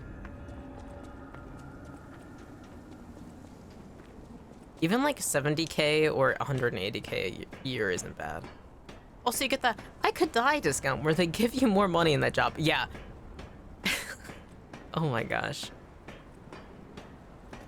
Holy fuck. That's awesome. See, that's one of the things is that, like, I may be against the existence of nuclear reactors and nuclear bombs, but I'm not going to be against nuclear engineers because they're simply providing for a system that already requires it. And I mean, hey, if you want that, if you have put in the effort and you want, you know, to make that much, then hell yeah, you know, do what you gotta do. Well, it's a 10-year experience, 6 year of school for the degree, and very dangerous job and health hazard. Yeah, it's something that doesn't, it's definitely not something that weighs lightly on people's head too. Like, it's a huge dedication, so it makes a lot of sense that you would make that much. I can understand why there's not many people who have that degree then, why you're still able to go and do some work for them then. I'm very, very, very glad, and I'm also very proud of you, Jester, for putting in all that work. 10-year experience, 6 year of school for the degree. That's genuinely, like, that is awesome, Jester. I'm very, very, very, very, very, very proud of you. That's a lot of work that you've put into it. And I'm also very glad that not only do you still have connections to it, so you can still get some extra income from it, you also now have a repair job. That's awesome. I know how to make bombs at home. Hell yeah. Thanks to the degree. Never mind. I don't want extra years of school. Cotton kisses. Cotton kisses like, how can I do the bare minimum and make the most? Cotton kisses, I'd rather you... Knowing who you are, I'd rather you live a very comfortable, low-stress job, if I'm being honest. You deserve it. Alright, good. Didn't get too much disruption build up. Whoop. I always... Being able to dedicate so much of your time to a degree is something that I really, really respect. The people who, like, get degrees just for shits and giggles, I also am like, holy fuck. Orbit a strip club and make money? Yeah, I mean... That is a way to make cash. Pimp named Cotton Kiss, that'd be really funny. I mean... That'd be really funny. Is that how it has to go?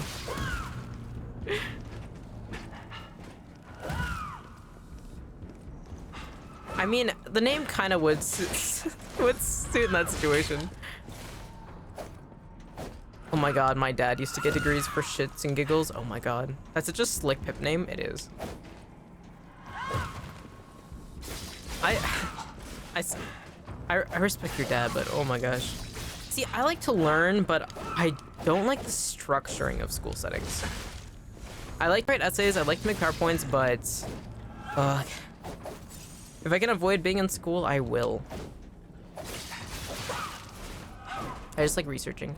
He has so many degrees, and I don't think he uses half of them. Damn. That's crazy. Fuck. Should have got him for the extra hit.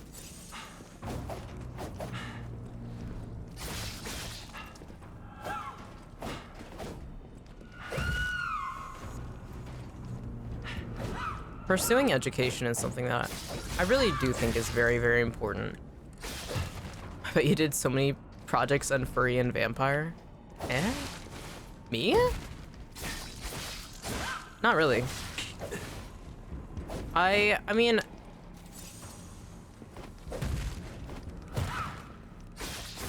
I really don't have all that much interest into furry stuff all that much. I think the main thing that I do like my friends that have interest in that, though I don't really have many. But if you ever check out Nagabe's work, I really, really respect her as an author of that sort of stuff. She did The Girl from the Other Side, which is absolutely outstanding. I really like it a lot.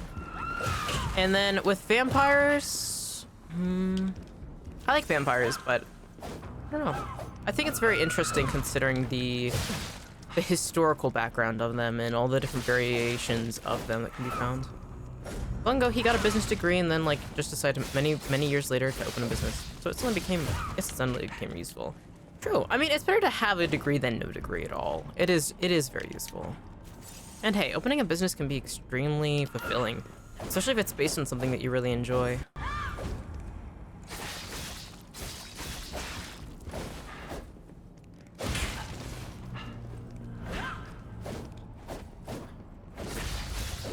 That's something that, if you want the easiest degree, I genuinely recommend a business degree. It's not much. It's really not difficult at all. It's like, all right, fill out this Excel spreadsheet. Oh, do this thing, test this thing. And it's like always like, it's like, if you've ever talked to a business major about their classes, it's not difficult. Me and my sister were talking about that today. The sync up. It's so funny. It's true. If you ever want the easiest degree, business. And it's almost always useful. Today in business class, we learned our shapes and colors. Truly. That's something that in any setting, if you have a business degree, almost always people like that you just have that. So if somebody, you know, is looking to go back to college or is, you know, considering minoring in something and you don't want extra stress that much, business is the easy way to get a degree without, you know, having to put in a lot of work. It really is. Today in business class, we learned our shapes and colors. It literally is. They'll have huge, like, you'll have a textbook where it's like, this color is more appealing than this color. You should focus on applying these 3 ways to talk to people. You should just watch this thing to like learn how to talk to people. And it's not anything at all difficult.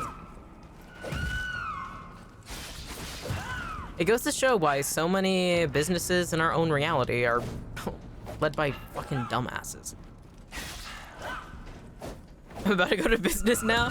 Hey, if you ever decide that computer science is too much for you, and it's genuinely putting a huge burden on your health, then, but you still want to get a degree, hey, it's useful. Help my dad out? Oh yeah.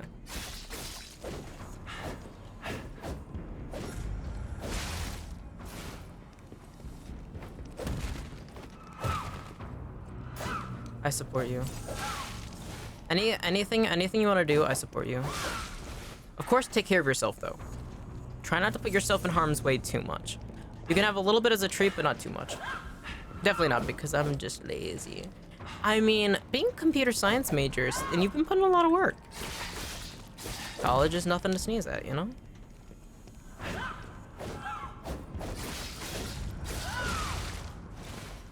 For me, I am somebody that truly was made just to...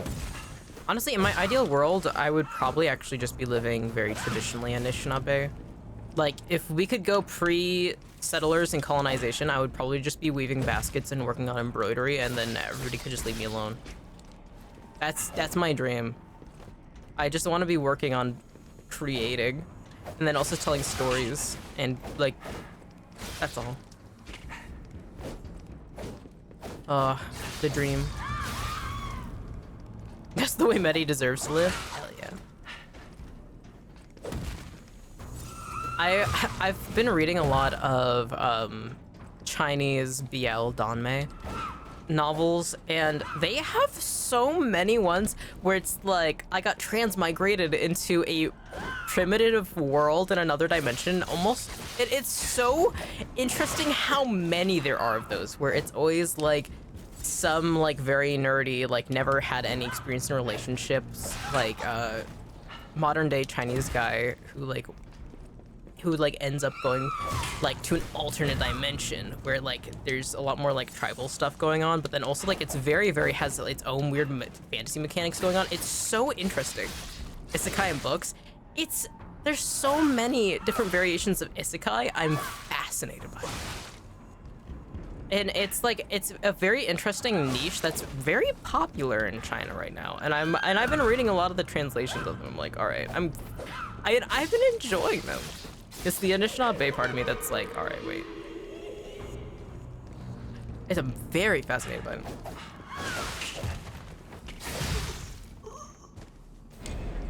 I think when isekai first started becoming popular, I didn't really care for it at all.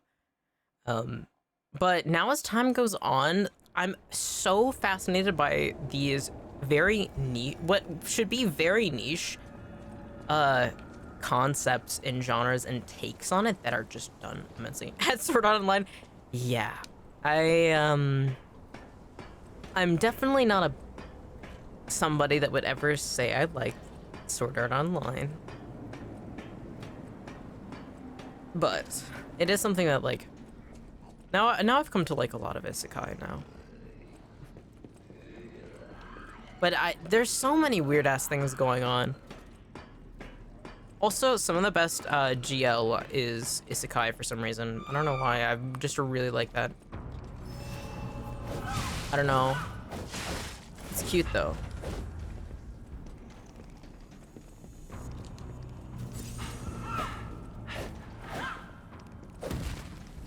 God, I love web novels. There's this one series that I was reading that was so fucking, had the most absurd plot that was barely made any sense whatsoever, that I just got obsessed with trying to tell people like the plot of it, because it was so oddly specific and had so many different things going on with it that like I just had to start explaining to people, because like a story doesn't have to be good for me to read it. I just love stories. Objective terribleness is just so interesting. One of my favorite things ever is just seeing how a specific series is just objectively bad. Yeah, it is. It's something that like I love it. And you know, I support these people making these horrible fucking stories, because it is just, I love the fact that it exists in the first place is so interesting and fascinating. I love it.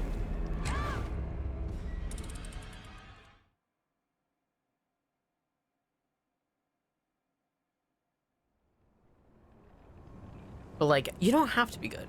You honestly just have to be interesting. True. Honestly, a interesting story goes a long way too. And the way that it like can manifest and can be in so many different ways. Obviously, there's also like the quality. It doesn't have to be that actually all like good if the story carries it as well. And then this goes into like comics and animation specifically, because I always think about the mangaka One, who did the One Punch Man webcomic and the Mob Psycho webcomic. And One Punch Man and Mob Psycho did incredibly well. And I actually read the original webcomic, and I still really like it, because I mean, the plot is really goofy, and I thought it was interesting, you know? Or the Ranking of Kings. I do believe it got its anime in 2021, 2022.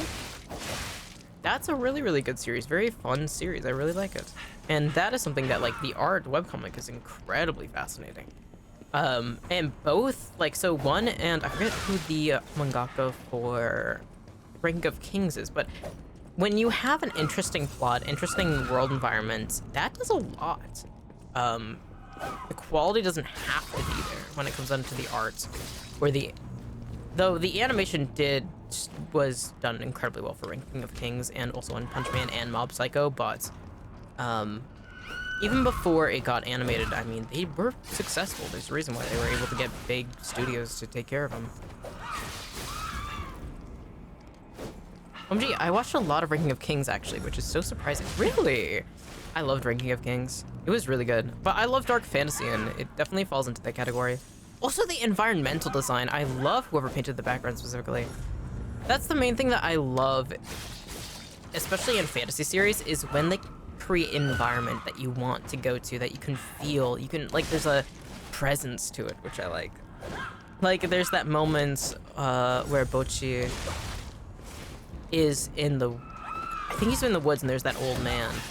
And there's that creature of the woods that is just walking by, and it's just so fucking cool. I love the mystique, the mystery of it all. It's so cool. I love and hate that, because there are times where I'm like, I'm pretty sure I was born the wrong years. Hey, that's why escapism. Me and my bestie, escapism. I mean, I'm pretty sure I'm supposed to be in this series. I feel that.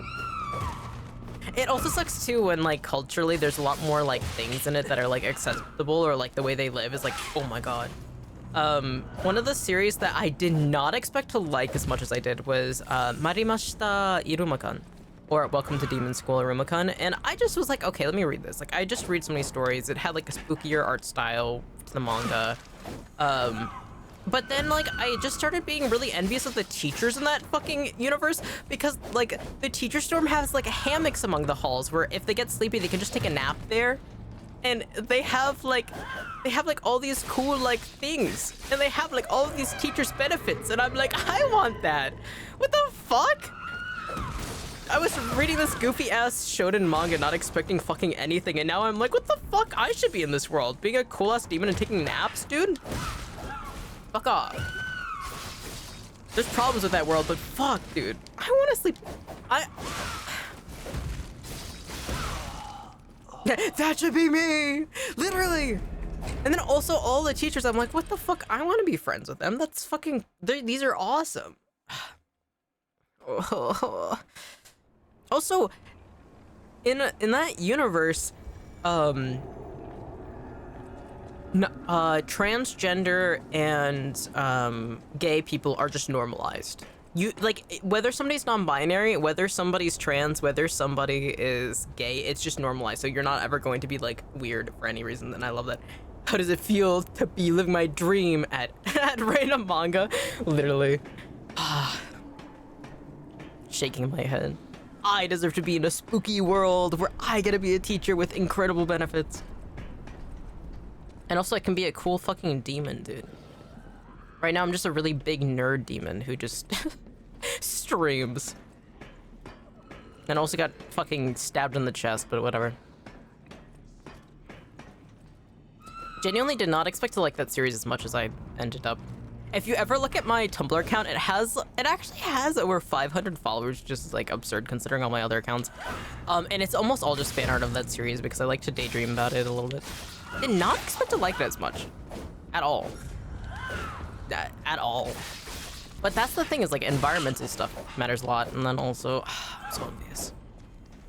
I deserve to be in a spooky world with cool ass teachers, and trans rights aren't a thing because they're just everyone's rights. Literally, one of the main character, the servant that like helps his like adoptive grandfather, is literally non-binary. They use any pronouns. They're literally like, they have, oh, they're so cute. Her name's Opera. I love them.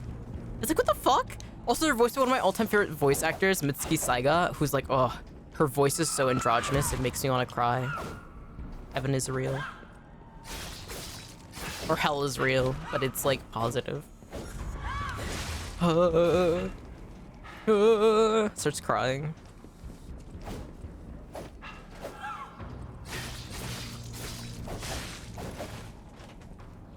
Hell is real and I want to be there, literally. The other day I was looking at one of my favorite sculptures is actually the Gates of Hell. I forget who it's by. I think it's, ooh, is it Antoine? What's his last name? No, it wasn't French. I would have remembered. But there's this very famous sculpture is called the Gates of Hell, and I was just spending the other day when I was working on my webcomic, and I was just looking at the details of it, and I have always, that was one of my favorite sculptures I had ever seen when I was younger, and I think about it a lot, and I've always had this fascination with hell and demons in general, and it's so fascinating. And I mean, like, demons beyond just in a Abrahamic religion sense. I mean, genuinely just spirits and entities like that in general. Because, like, I think I've mentioned this before, that the etymology of the word demon actually comes from the Greek word of daemon, which just refers to, like, spirits and, like, fae and that sort of thing. And so it's like, I just find it cool, the concept of, like, in Japanese, it's like ayakashi, mononoke, yure, what else? There's like one other word, all these different variations of spirits that walk among us alongside, like, there are different worlds that they can go into that, like, interconnect with their own world. And, like, in Gaelic and, like, I mean, just UK mythos, they have the Sidhe, the Sidhe, she, which is what, like, Banshee, that's the ending part of it. There's also Catshi, which is, oh my god, Catshis are really cute. If you ever want, like, a cute little creature to look at that is, like, fantasy-based, it is these cats that, like, black cats with a little bit of white on their chest that, like, show up to, like, take the lives of people, and they're, like, the cutest iteration of reapers that exist. I love them so much. I love them. And so, I love stuff like that so much, but I'm a big fan. I talk about stories, but, like, something that absolutely active, and also love of history, but I really, really love folk tales from all over the world as well.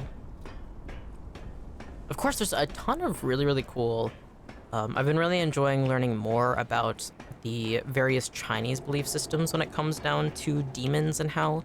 That can originate from a lot of different sources. There's a lot of actual influence from Hindu beliefs, and also there is, like, Buddhist variations. I think it's really cool. I love watching people go and look at all these different temples that have, like, these carvings of their own interpretations of demons and the way of hell. Catchy's so cute. Oh my god. Yes! I love them.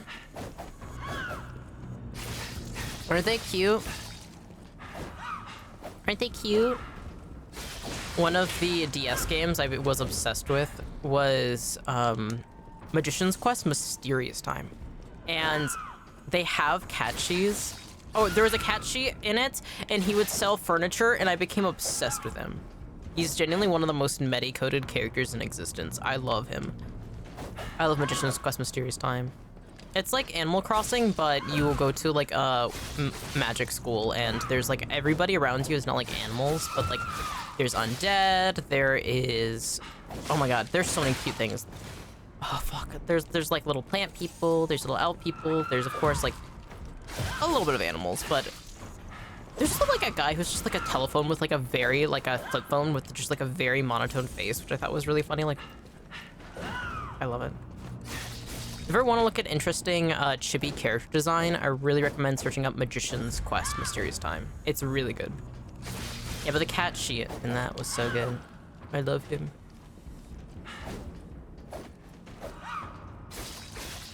Oh, Magician's Quest. The DS had so many fucking good games. I miss it. Bring them back. It's so funny with the Switch 2 coming out because they never ever adapted the games that I wanted them to from the DS, and I'm like, please, I miss them. Though, a lot of those games do just benefit from the dual screen. It's just true.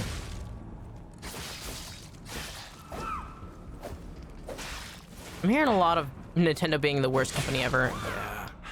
Yeah. The fucking price of the Switch 2 and also the games are egregious, and then also all the other oh my god. Yeah. The Nintendo is, I'm never getting a Switch 2. I'm gonna keep playing on my Nintendo DS until it breaks permanently. Fuck! Please don't gang up on me, ladies. One at a time, please. Oh, wrong button. Oh, boy. Can you calm down? I get it. Fuck. Apparently, after the Switch 2 release, the Switch 1 got more expensive. Why? Really? Oh my god. I believe it, though. They've been doing insane money grabs. It's like, how can we test our clientele and how dedicated they are to us until they just, like... Ugh. It's very, very, very frustrating. Because, like... We've seen... Too dedicated, apparently. Ugh. It's something that we've seen time and time again with game companies where they're just out for the money. They just don't give a fuck about making anything decent. And I don't like the precedent. I'm always get really frustrated when people do actually cave in and buy the Nintendo Switch 2 or all these different things, because if Nintendo actually saw that nobody, like a very small amount of people, got the Nintendo Switch 2, they would have not had the audacity to see how far they can push things further. They would have been like, fuck, okay, turns out us making games even more fucking expensive and also making this console extremely expensive and all these different things, but with your wallet, literally. It's dangerous, you know? Like, yeah, I know you want to play the new Mario Kart. I know you want to play... Like, the fucking spiritual successor to Bloodborne is on the Switch too. Do I want to play it? Yes, I'm a From Software fan. I would fucking cry tears of joy to play it. However, I also have my morals and principles, and there is no way I'm going to be fucking supporting Nintendo, even if From Software now has an exclusive game on their console that's a spiritual successor to Bloodborne. Like, fuck off. Ugh. Sometimes doing the right thing is painful. However, it's like, it's just gonna make your life worse in the long run if you succumb to your desires. Especially when it comes into things like this.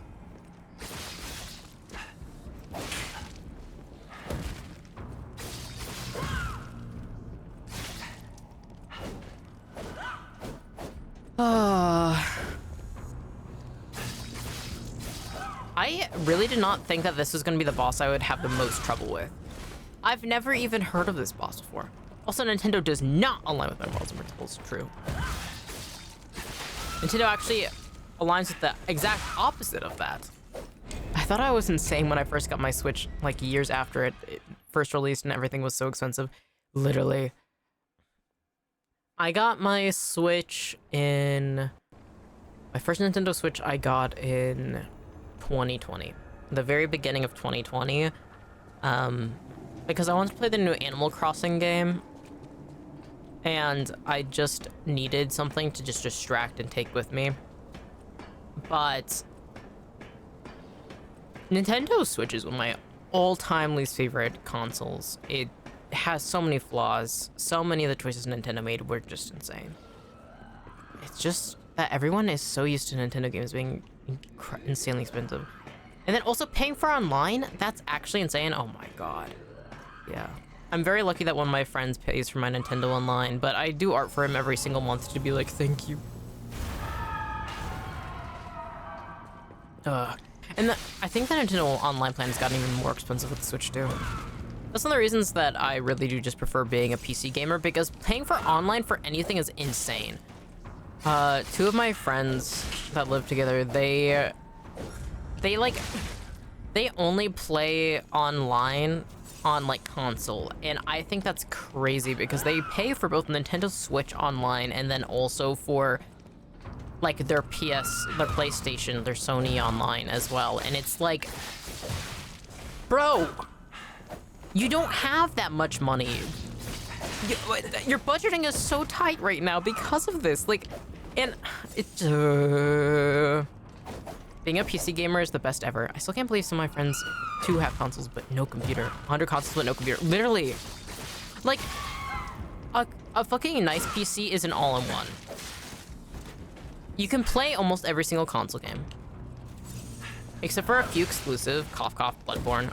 But it's like, oh, you can do work on it. You can watch things on it. You can fucking literally do everything on an PC. True. Like,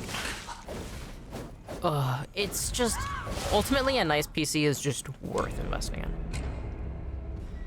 Because something too is that, like, especially with online subscriptions like racking up, like, ultimately you're going to be paying more than a PC is to have 5 million thousand consoles. It's just, I don't get it. I just don't get it.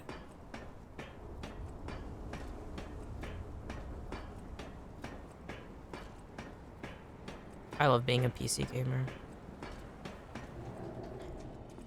The two friends I was talking about, I had asked if, like, hey, like, I know that you want to get more into, like, playing some from software games. Would you like to play, like, Night Rain with me? And all my friends, please get PCs. Me too. In this economy, you best be saving yourself some goddamn money. And, like, yeah, Windows has its problems. And most games are not compatible with Linux or Mac, so you pretty much just have to get a Windows. But it's like, everything considered, it's not that bad. So both of us don't have to pay for online anymore. Yeah.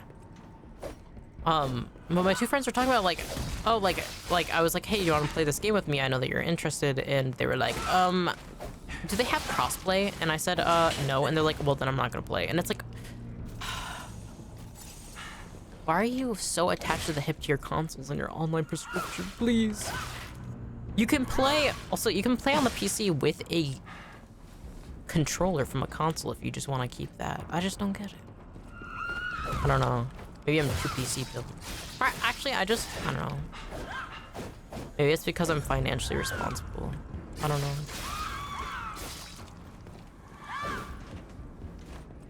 But, please take care of your wallet. Everybody, please consider whether or not you need a subscription, whether you can adjust to have something cheaper. It's something that, like, is very, very important for your own well-being. Fuck. I love being a PC gamer.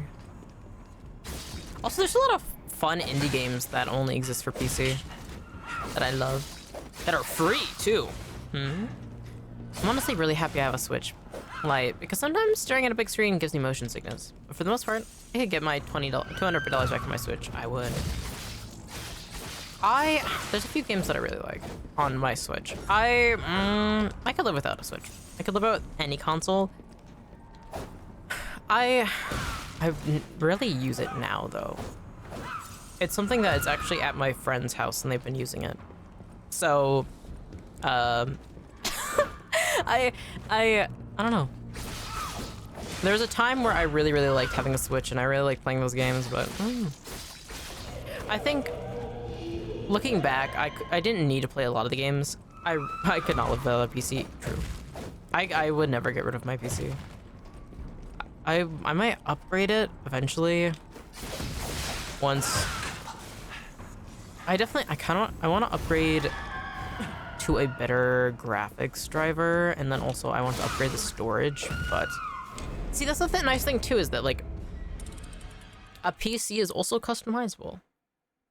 The PC that I currently have is, I can toss whatever I want into this case. And I like that. Yeah, but actually think about it, I don't really... I'm trying to think if there's any Switch game in particular that I'm, like, glad I got my Switch for. Exactly, you can upgrade it. Because, like, because even, like, I honestly, I only played through Breath of the Wild and Tears of the Kingdom once, and I never wanted to play it again. Decent, solid games, I love. Legend of Zelda, but I don't know. Like, even then, honestly, I could have been fine just seeing somebody else play it. That's one of the reasons I do actually like streamers and streaming a lot, because like, hey, you don't want to have to pay for a game? You don't have to. Just watch somebody else. just watch somebody else play it. Of course, I like supporting like creators and games that I like, but it's like, so what if I experience this game for free? And honestly, I feel like a lot of the Switch games that I ended up getting, I didn't gain too much from personally experiencing it. Yeah.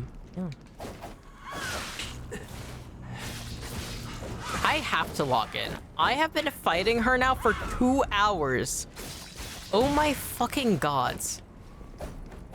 Hey, I mean, when I switched the, like, it would be funny if I switched the topic of the stream from Liza P to just chatting, and people are like, wait, you're playing Liza P? I'm like, no, we're just chatting. Support creators, give them $10 instead of playing 100 for a game, literally.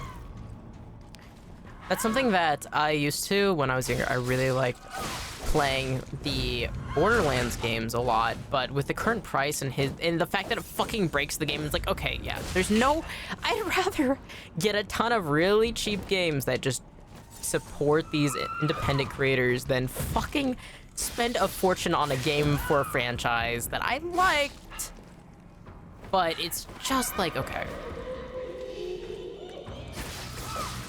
You know what I mean? Like, it just doesn't make sense. And even if you have the money for it, I mean, money only has value based on what it's spent on. And that is a very important thing to keep in mind. Perpetuating systems of exploitation through money that affects people who are less fortunate is important, you know? I love indie games. Me too. I love seeing people put their heart into these projects. It's really, really cool. I just want to play more of them. Just right now, I also like playing my funny games. Well, I've played a few. I gotta play more. Right now, I'm just focused on, I don't know, I stream mostly now, just long story heavy formats, fantasy games. Well, I am a fantasy streamer. Oh my god. You'd think at this point I would have stopped being stabbed by her like this, but you know what?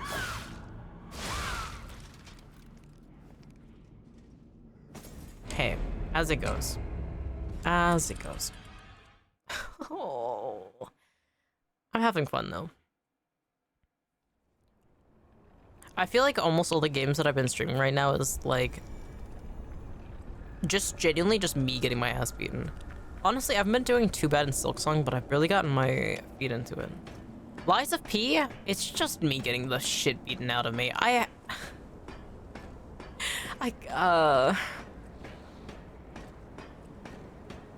But I'm getting better. That wasn't too bad. I was thinking about ERB. All right. Good luck, Cotton Kisses, wherever you are going. That's something that I don't know. I really like turning my head off a little bit, so I have to focus. All right, we're going back into focusing now. Dodge, dodge. I talked about counting things out and making callouts can help a lot. But in all honesty, based on her movements, I'm not going to be able to verbalize how fast I am thinking about it. So instead, it'd be actually more effective, to just do something very quick.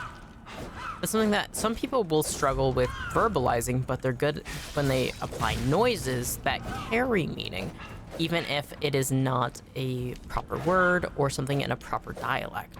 And I think that's always something that's really fascinating. You see it especially with people that are neurodivergent.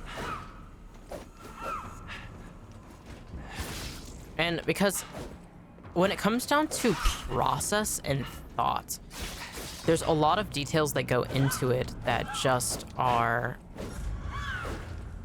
worth taking the time to properly try and convey into words, because there's a lot of details that cannot probably be conveyed. A lot of nuance, a lot of application, and then also timing as well. The brain and thought can go way, way, way, way faster than your lungs can start expelling air, and your vocal cords can adjust, you know? Just the fact that we're able to communicate words and a dictionary to such a large extent, like you see with all of human language, it's just fucking incredible. I absolutely love to think about, you know, languages like the I forget what it's called, but the African clicking language. I wish I knew its name, because I just love its existence immensely. The fact that you can convey so much just based on pattern. You see that with Morse code as well. I mean, so you can create your own language to help you through things as well. And for those who are neurodivergent, or especially struggle from something that makes their brain go a bit faster than usual, it is something that can be really beneficial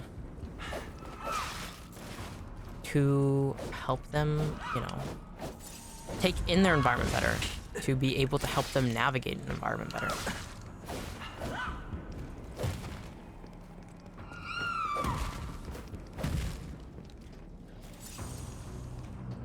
I wonder why she hasn't brought out her illusions yet. Sometimes she'll bring the other one out early on. Sometimes she just... Oh wait, did it already kill the other one? No. Alright. Out of flasks. We just have to do enough damage to build up my ergo flasks. Fuck. Alright, a little bit more than halfway. Taken away. Alright, we got this. This is a stream of perseverance, persistence, and also yapping. I'm gonna take a sip of water, actually. I've been yapping for quite a bit now. Reminder to drink, stretch, go get a snack, take care of yourself, okay?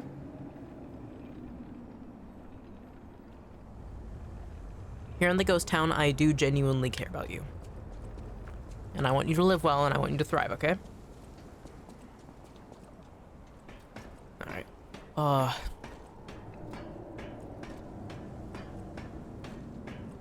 I shouldn't have recorded vocals before this. I tried to do a very simple song, though. That way I don't strain it too much. If you have checked out any of my covers, I mean, my Aishite won 1,000 views, which is fucking awesome. Shout out, thank you to everybody who listened. But, that one definitely, as you can imagine, put a lot more strain on me. I tried to use a lot more of my diaphragm to sing for it and also carry the noise, but unfortunately when you are just putting emotion into things, it is going to cut a little bit of wear. But so today I was not doing anything even close to that. I was mostly just focusing. If you've ever... Ooh, who's the artist for it? It's a Sneer, the Vocaloid song. It's more recent. It's very much it's like talking about it's very much like a lovers to, I mean, enemies to lovers type of song. It's very, I really like it. But it's very, very like not very, does not get very emotional, not very dramatic. There's no theatrics really to put into it all that much. It's mostly just very lower, soothing, slow-paced, which looks nice. In fact, I have to do the art for it and set a lot of things up for it. That'll be what coming out this Wednesday. So, if you are interested, check it out. If not, no problem. People find themselves in the ghost towns in all sorts of ways. I still can't believe how many people I've been getting on YouTube too. Been really, really glad that so many people are enjoying my stuff. YouTube Shorts does fucking wonders for the algorithm too. I hadn't expected to be using it as much as I am now. It's really nice. If you are ever interested in that, I really like content creation. I really do recommend you use YouTube Shorts, use Instagram Reels, use TikTok. Now, TikTok, not much success for me. You cannot find me on Instagram. That's just never a social media you'll ever find me on. But, hey, YouTube Shorts doing good. Alright. So far, so good. Please leave me alone. No! I was, four ergo shots, more than halfway down. That could have been the run. Okay.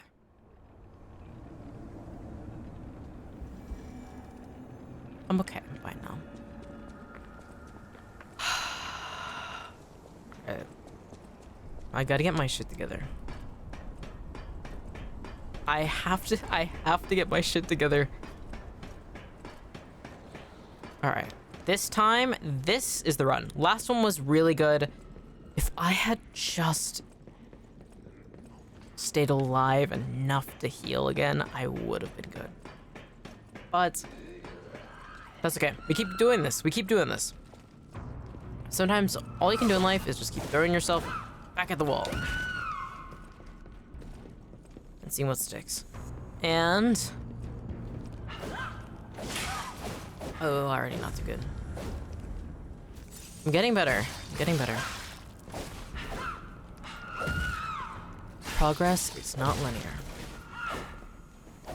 Gotta focus on doing what you can do.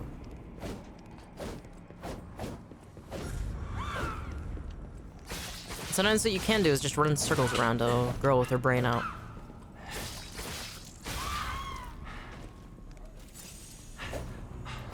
Thinking about how Cotton Kisses said earlier, it looks like bug eyes, and it's true. It's very cute. Reminds me of a fly. A blue-eyed fly. Oop. Take some distance. Heal. I really like the moveset for her. It feels very defensive. Like she's desperate to try and get me out of her space. I like that. I think that's something that I really enjoy. In Bloodborne, in the Canehurst manor, there is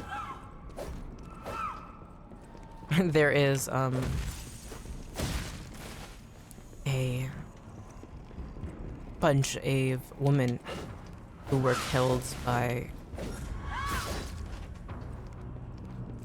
a hunting party, I should say. And you see their ghost around the manor, and they almost always have like a dagger in their hand, and the way that they try and strike at you is so cool. Oh, welcome back, Cotton Kisses! Hello! Welcome in. Hope you were doing well. I hope that you had fun wherever you were.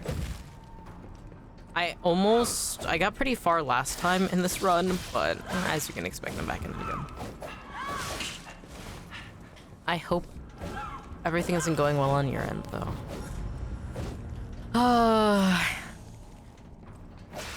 I was just talking about Bloodborne again, the Canehurst Manor. And talking about it's always interesting when movesets have like a desperation to them. You're just doing it on purpose because you love fighting this boss, don't worry. It's so true. I am actually really enjoying it. And like, I really like, you know, I always really like these sort of pitiable characters where their attack feels like they just want you to get away from them. And it always makes me feel really sad. And I like that because I like when deaths can weigh on your mind after you finish fighting them. And it always feels nice, like, genuinely, I don't think she's happy. Her brain is all gooed up. She just yelled. Her eyesight is not even an option. Her eyes are covered. Her brain's exposed. Her city's in shambles. Her life right now sucks, probably. She was holding in her head and yelling, so she got a horrible headache. It's something that, like, being able to work hard to put this, like, she's so desperately trying to just vent out her frustrations and her pains. And so, like, hey, if her pain and frustrations are good enough to kill me, I mean, hey, you know, I feel like people are quick to, you know, tell a woman to put away her emotions. It's a part of, you know, so many societies being filled with misogyny. But hey, if she's lashing out, if she's venting, okay. She can have this. This is her moment. This is her moment to just be pissed off. And that's okay. 2.5 hours. And you know what just dawned on me? We have to think of her exactly. I think a lot of this game, I have not been properly pondering who these people are and what they mean in this world to the extent that I usually do.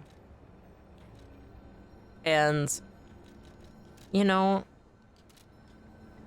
sometimes it's just how it be. We have to think about, you know, who she is. You can go through a game killing people and just doing whatever, right? But taking the time to properly consider and appreciate each and every opponent is a good thing to do, you know? Totally not like I'm just like trying to make a great, like, incredible sounding, like, mindset for me just getting this shit kicked out of me. All right. I just realized I should have been grinding and putting a flame effect on my sword.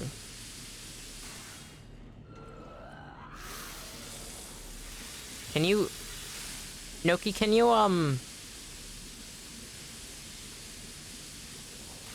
Does it work? No? Just a fucking moment. What do I do? Oh, wait, we have to... There we go. I remember the control. Alright. Now we have a boosted damage effect on. I've been fighting her for 2 hours, and I just remembered that that's a mechanic that I can use. And now I'm going to die. Because now I'm going to be distracted by the flame.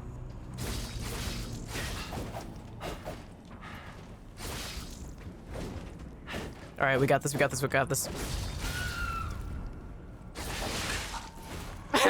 Mettie. I'm sorry, Cotton. I may be a nerd, but that does not mean that I'm always smart. Don't let nerds fool you into thinking that they're smart.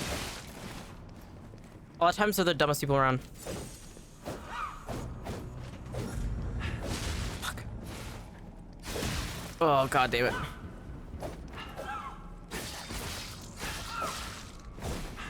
Nerds are supposed to be smart. No. Okay, I got distracted. Because honestly, I was like, had my hands like, oh my god, I could have been using the flame grinder this whole time. Hey, you know, what if I just, all right, what can I use? Urgent repair tool? No. Fable catalyst? No. Throwing objects? We have thermite. All right. I'm getting silly with it. This is the run where I'm going to pull out all the stops, and do not be surprised if I die instantly within the first couple seconds, because anytime like, all right, time to use my gear, it's like, all right. So what you're telling me is that you're going to try something new, get thrown off your groove, and then just instantly be slaughtered. Lock in. All right, I will. All right, here we go. All right. This time, we win.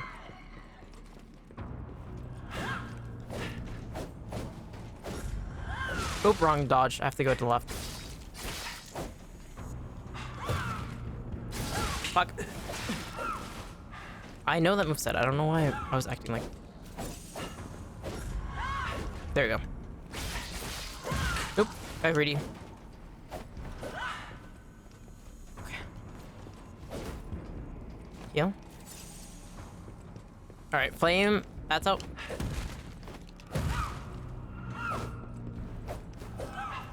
God.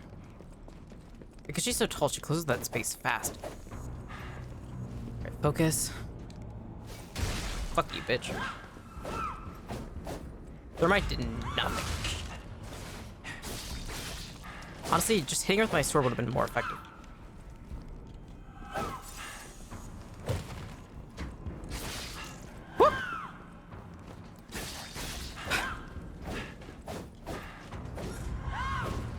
Alright. We just gotta focus.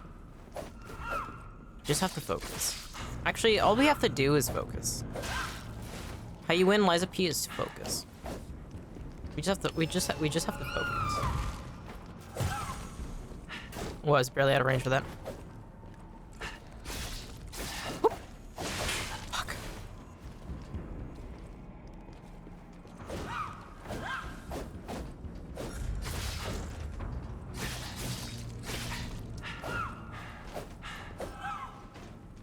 Ow.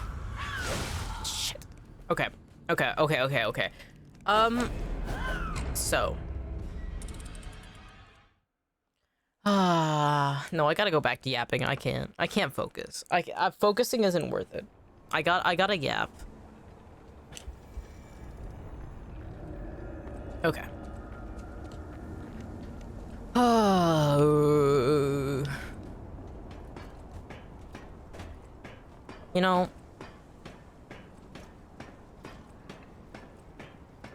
It's... Thus is the, yes, instinct of a yapper. True. I'm thrown off my groove because I'm not yapping about something. I have to chat. I have to discuss. I must. I gotta. Oh, wait. That was close. Are you fucking kidding me? Not now, mister.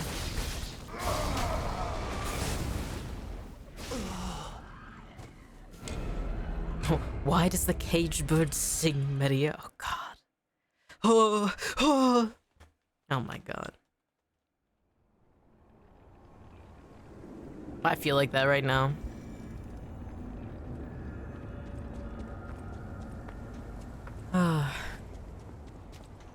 Sometimes a caged bird sings because that's all it can do.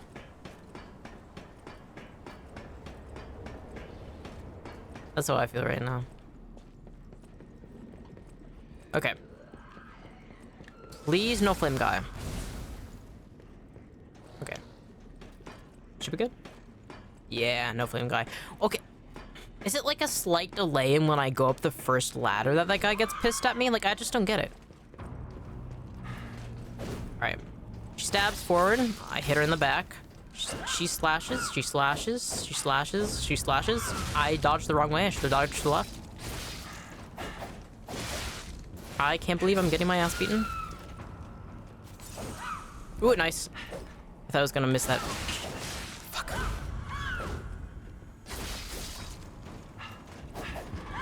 Fuck. Alright. Out of flame, but that's okay. We just focus. I said I was gonna yap, but then I started focusing and oh. Why do you skitter away from me? Stop that. Let me hit you. I like her like fast little step backwards. I never really clocked that she like does it in a weird way. I'm always curious what it's like to be like a 3D animator, because like the amount you have to study these subjects, and like obviously there is like mocap that can be used to take in these animations, but some of these are like genuinely like you have to come up with what it is, and then sometimes you do just like have to manually create them, and I'm fascinated by that.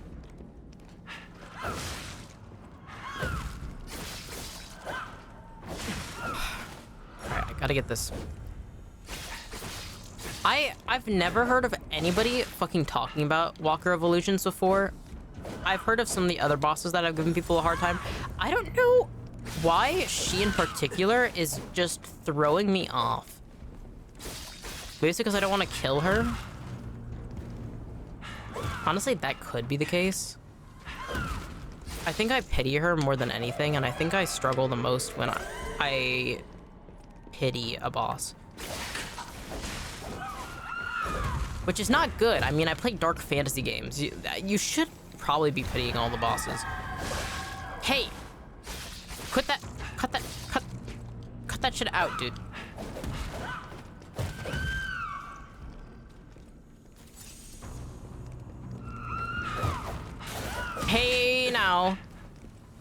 One at a time, ladies. There's not actually enough of me to go around. Just leave me alone, please. Fuck.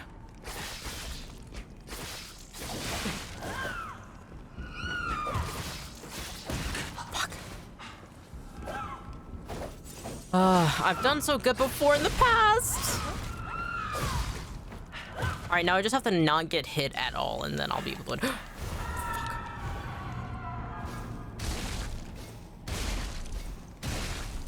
Get thermited, bitch.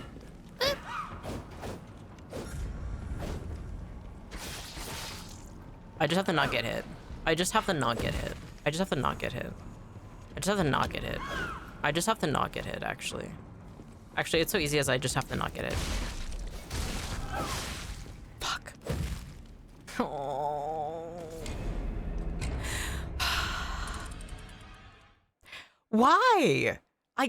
There's gotta be something in the Mettie brain chemistry that is not clicking, and I just don't know what it is.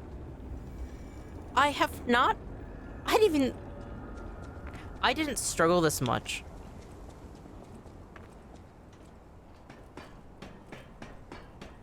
I have not struggled this much with a Souls-like boss in a long time. I just don't get it. There's something going on in the Mettie psyche. There's some sort of wedge, some sort of worm. I got worms in my brain or something. I don't know. Oh, wait. Can I go down?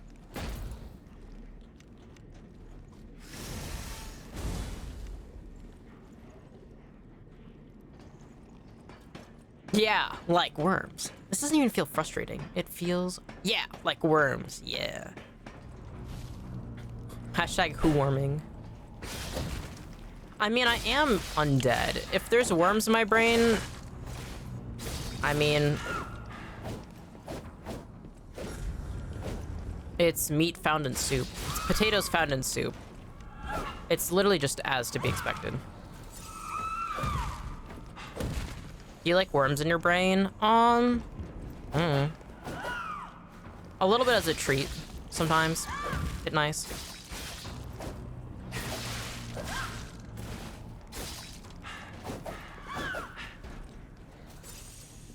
I think that... Do you have a worm preference? I do. I like inchworms a lot, but they aren't found in heads. Unless... when I open up my, like, I just remove one of my eyeballs and I just put an inchworm in there. It's just hanging out there. I give it a little leaf. I think inchworms are my favorite worm, but I support all worms. Hashtag all worms are good. Sometimes I don't like... I'm on the fence about maggots. I think maggots are cool, but also I'm not the biggest fan of flies. So I don't like the fact that they turn to a bunch of flies. There's things I do like about flies, and there's also obviously things I don't like about flies. Oh wait, wrong button. Fuck. Bitch!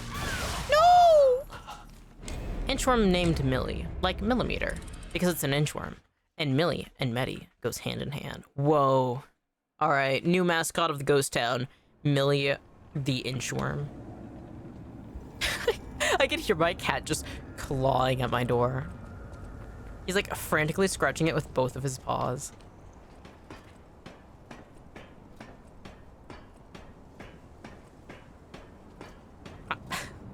He's not allowed in here. Because like, sometimes he'll turn on the hand cam so I can have like Miles sleeping over here. But genuinely, oh, not good.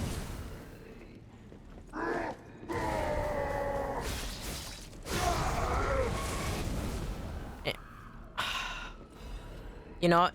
Maybe this is the run. Taking a little bit extra damage. Oh, it's after you. Yep. All right, we got this. We got this. We got this. We got this. We got this. We got this. We got this. We got this.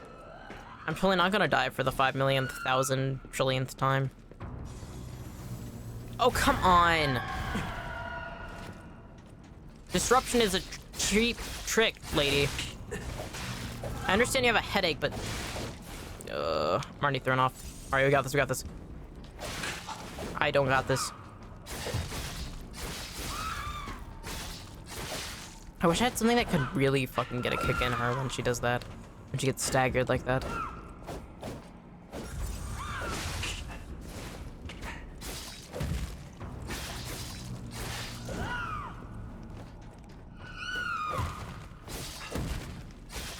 Okay.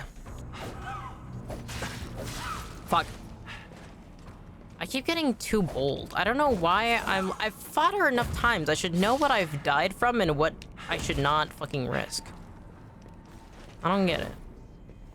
I need Millie in my head to start doing something to help me win this. Maggots in the brain. My brain, they are singing. Maybe I also should put my brain in a giant chamber of blue goo. Maybe that'll save me. Maybe she has the right idea.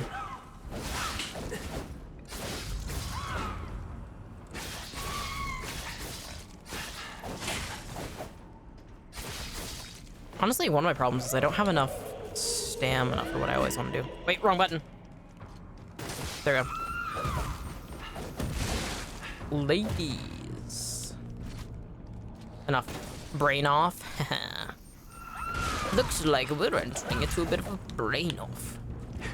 Will win? Me, obviously. Fuck, why do you shoot so damn slow? God damn it, Noki.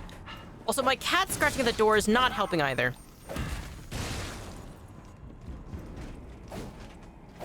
Baby, I'm sorry. I'd let you in, but you make my... There are 3 cats in this house, and my own cat makes my allergies the worst. So I try to keep him out of here because I don't want my allergies to get worse. And then also he's the type of cat that needs to rub his face on everything. And considering I have a Newman 102 microphone, I got it secondhand, so it wasn't as expensive as a normal Newman, but it's still like, to get one new, it's near $1,000. So it's just, there's expensive equipment in here. He cannot be in this recording room / where I sleep on the floor. It's just not good for a lot of reasons, but after I end stream, I'll have to go out there and cuddle with him and have a moment. All right, Flaming Guy is not following me. Let's use the grindstone, and we got this. This time, this is the run, this is the run, this is the run. Oh, please. I need this to be the run. All right, we got this.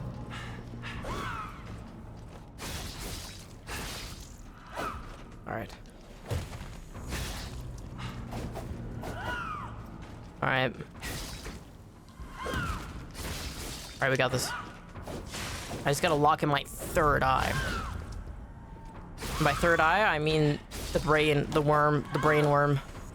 It doesn't have any eyes, but it's acting as one right now. It's telling me what to do.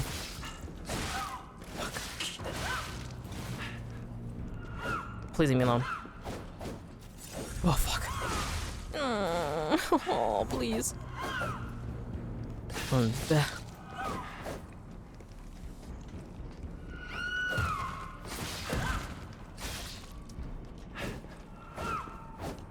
play the save.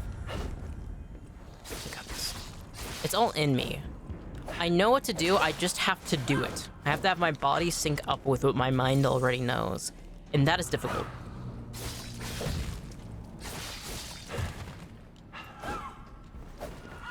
Fuck.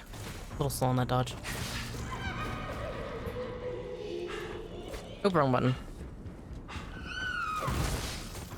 No, no, no, not like this. In the corner, really?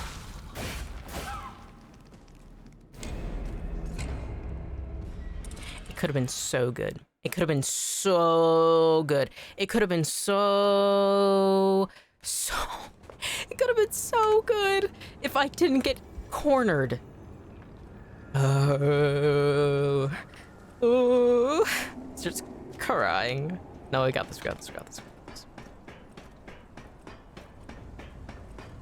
Oh my god. I've been playing so much of this fight that I'm going to have a dream inspired off of it. I would genuinely bet money that I'm going to have a dream about this fucking... You can do it? Thank you. Thank you, Cotton. I know I can do it. I've fought harder bosses before and won.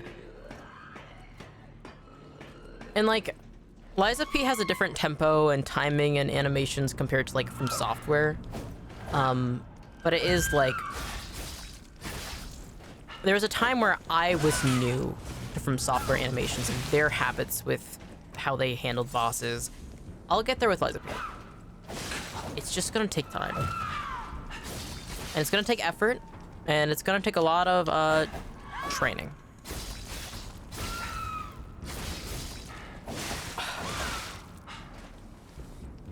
I got this. Whoa. Fuck. Oh. Please. I think one of the problems, you know what's the big difference between this and all the other games? All the other bosses? This doesn't have any interesting music. It just dawned on me. There's no epic, awesome music for me to feel inspired to. It's literally just slight rumbling and like ominous noises, which I do believe is just the city of Krot. No wonder I'm like, why am I messed up? Because I keep saying this is the rhythm game. I almost always use music to help me figure things out. There's nothing. There's barely anything outside of her screams. And I fun fact, I struggle, I do my best driving. I always need music. I'm a very music-driven individual. That's just, it's always been that way. I've always benefited from having my jam going. You know, it would be crazy. Fuck! All right, one down, one more to go. I wonder, I might actually have to put on some music. I want to see if that does make a difference. Because you might be like, Mettie, you're just making excuses. Okay, but music does boost performance. This is true. There have been psychological studies on this. One of the best types of music to study to is classical. They've done studies on it. So, oh my god.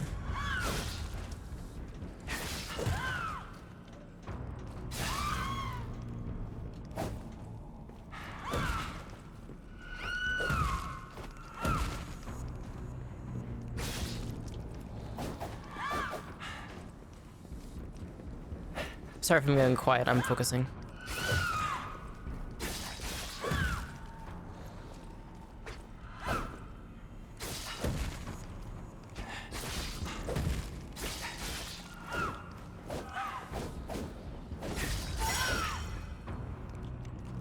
No! No!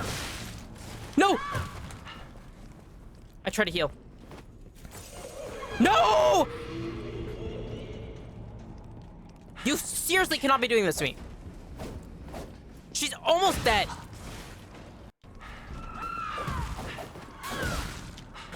I just got another health. I'm gonna increase your unborn baby's IQ by pumping classical music into your womb. So real. I swear, classical music is the best for everything. Okay. Did you see how close I got? What was your fault?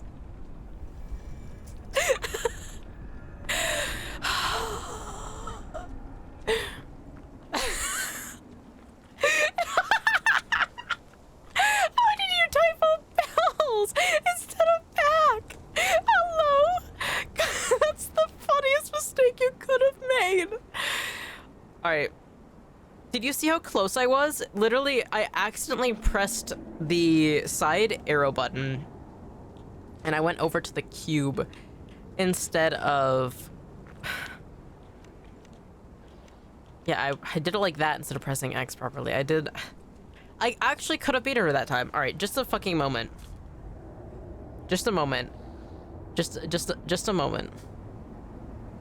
I gotta play music. I'm half asleep. I'm sorry. No, it's okay. Do not worry. All right. If I were to play music for this boss fight,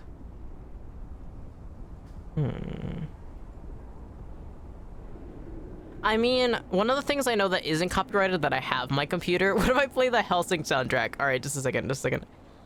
I. All right, we're playing music. This is it. This is it. This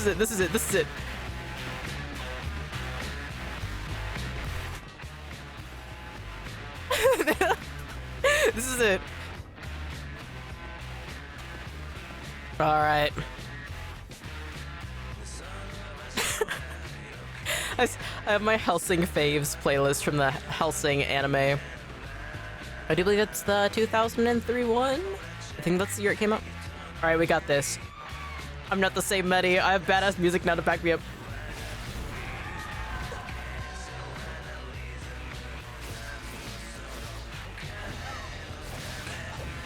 If I beat her on this run, I'm gonna actually fucking cry.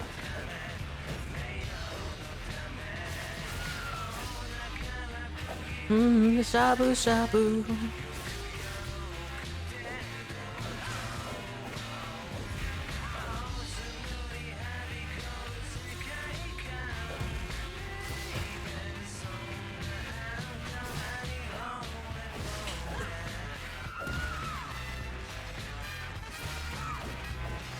I'm gonna be quiet because I'm gonna be focusing. Just listen to the beautiful soundtrack of Hellsing.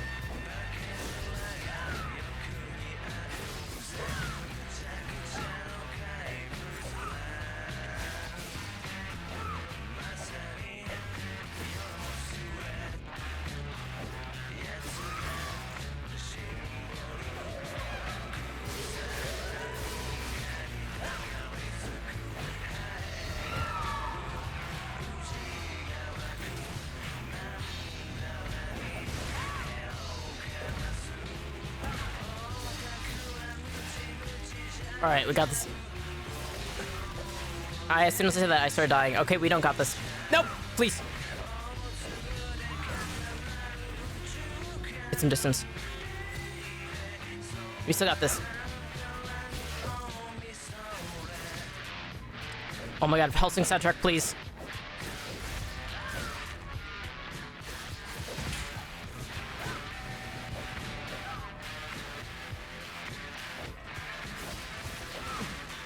Come on. A little bit of distance.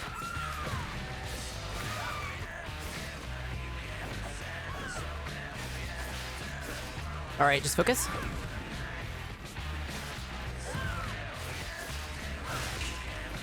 That's okay, we can recover. Don't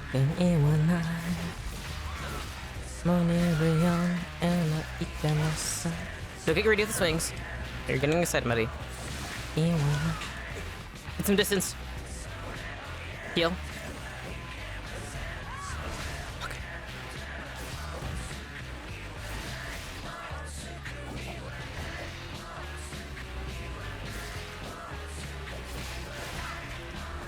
Are you fucking kidding me?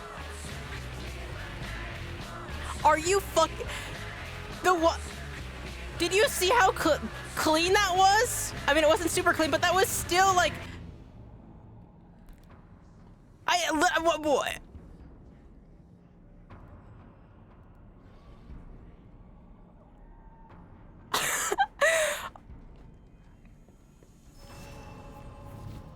Oh my god. Wait, that's actually fucking crazy. It was almost anticlimactic. Oh my fucking gods. I'm going back to the whatever that fucking thing is. Oh my fucking god. That was actually crazy. All right. There is a new rule in this ghost town. If there is not music while a boss is playing, I'm pulling up the Hellsing soundtrack. All right, I can't level up. That... I genuinely think that was the reason I was struggling this whole time. Because the way that felt so much easier. Oh my fucking god.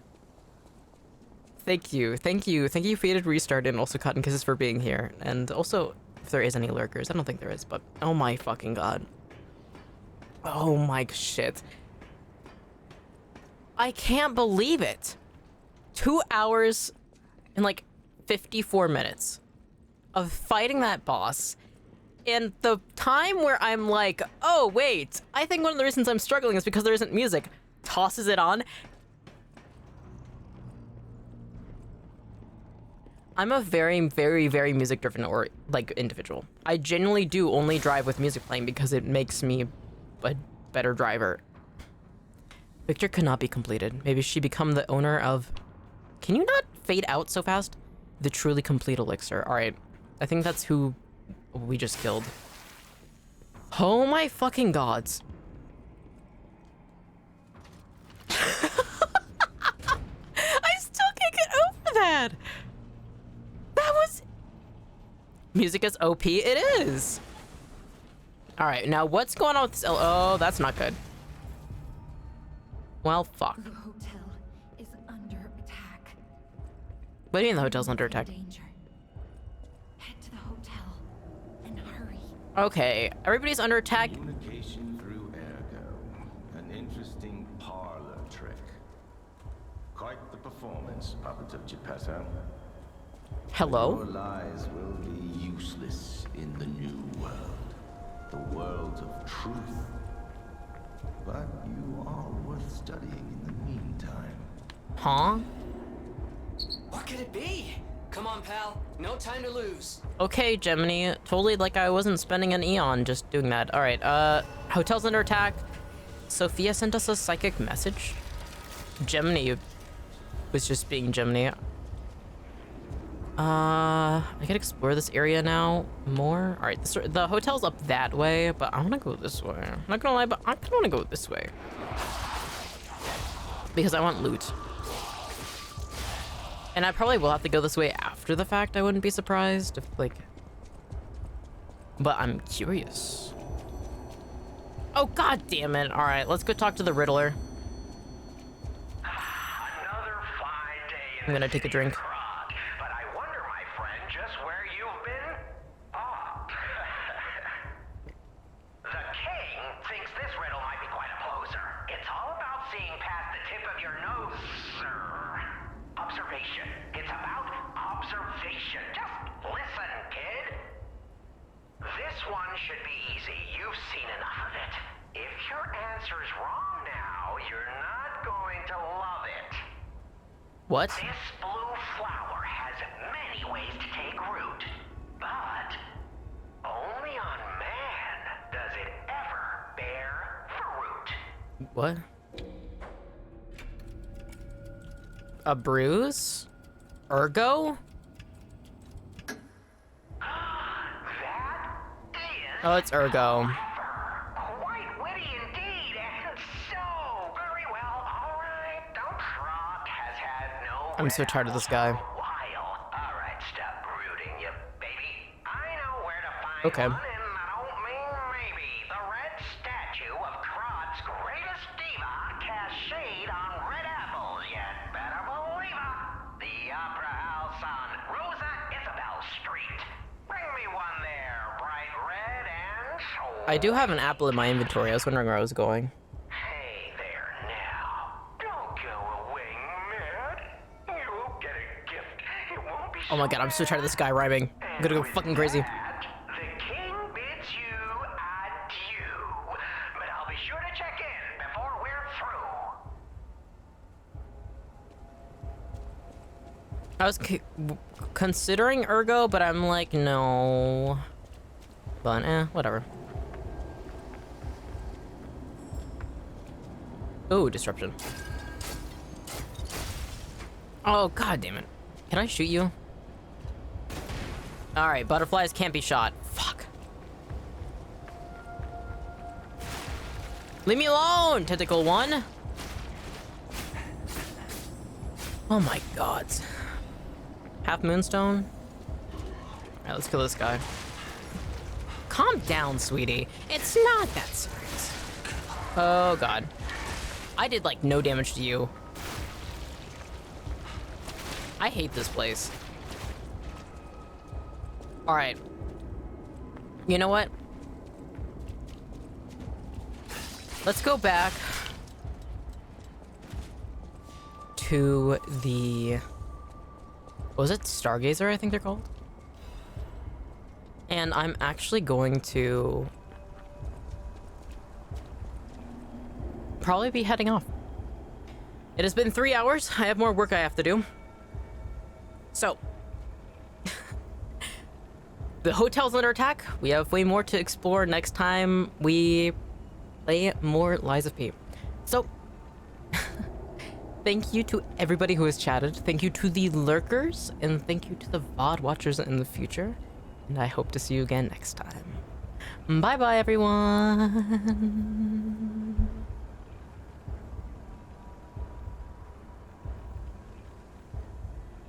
Alright, it's taking me a second just because I accidentally tabbed the music thing where I was playing the Hellsing soundtrack. But yeah, good night, everybody. I hope you guys rest well. Take care. Please make sure to look after yourself, okay? And I hope to see you guys again next time. Genuinely.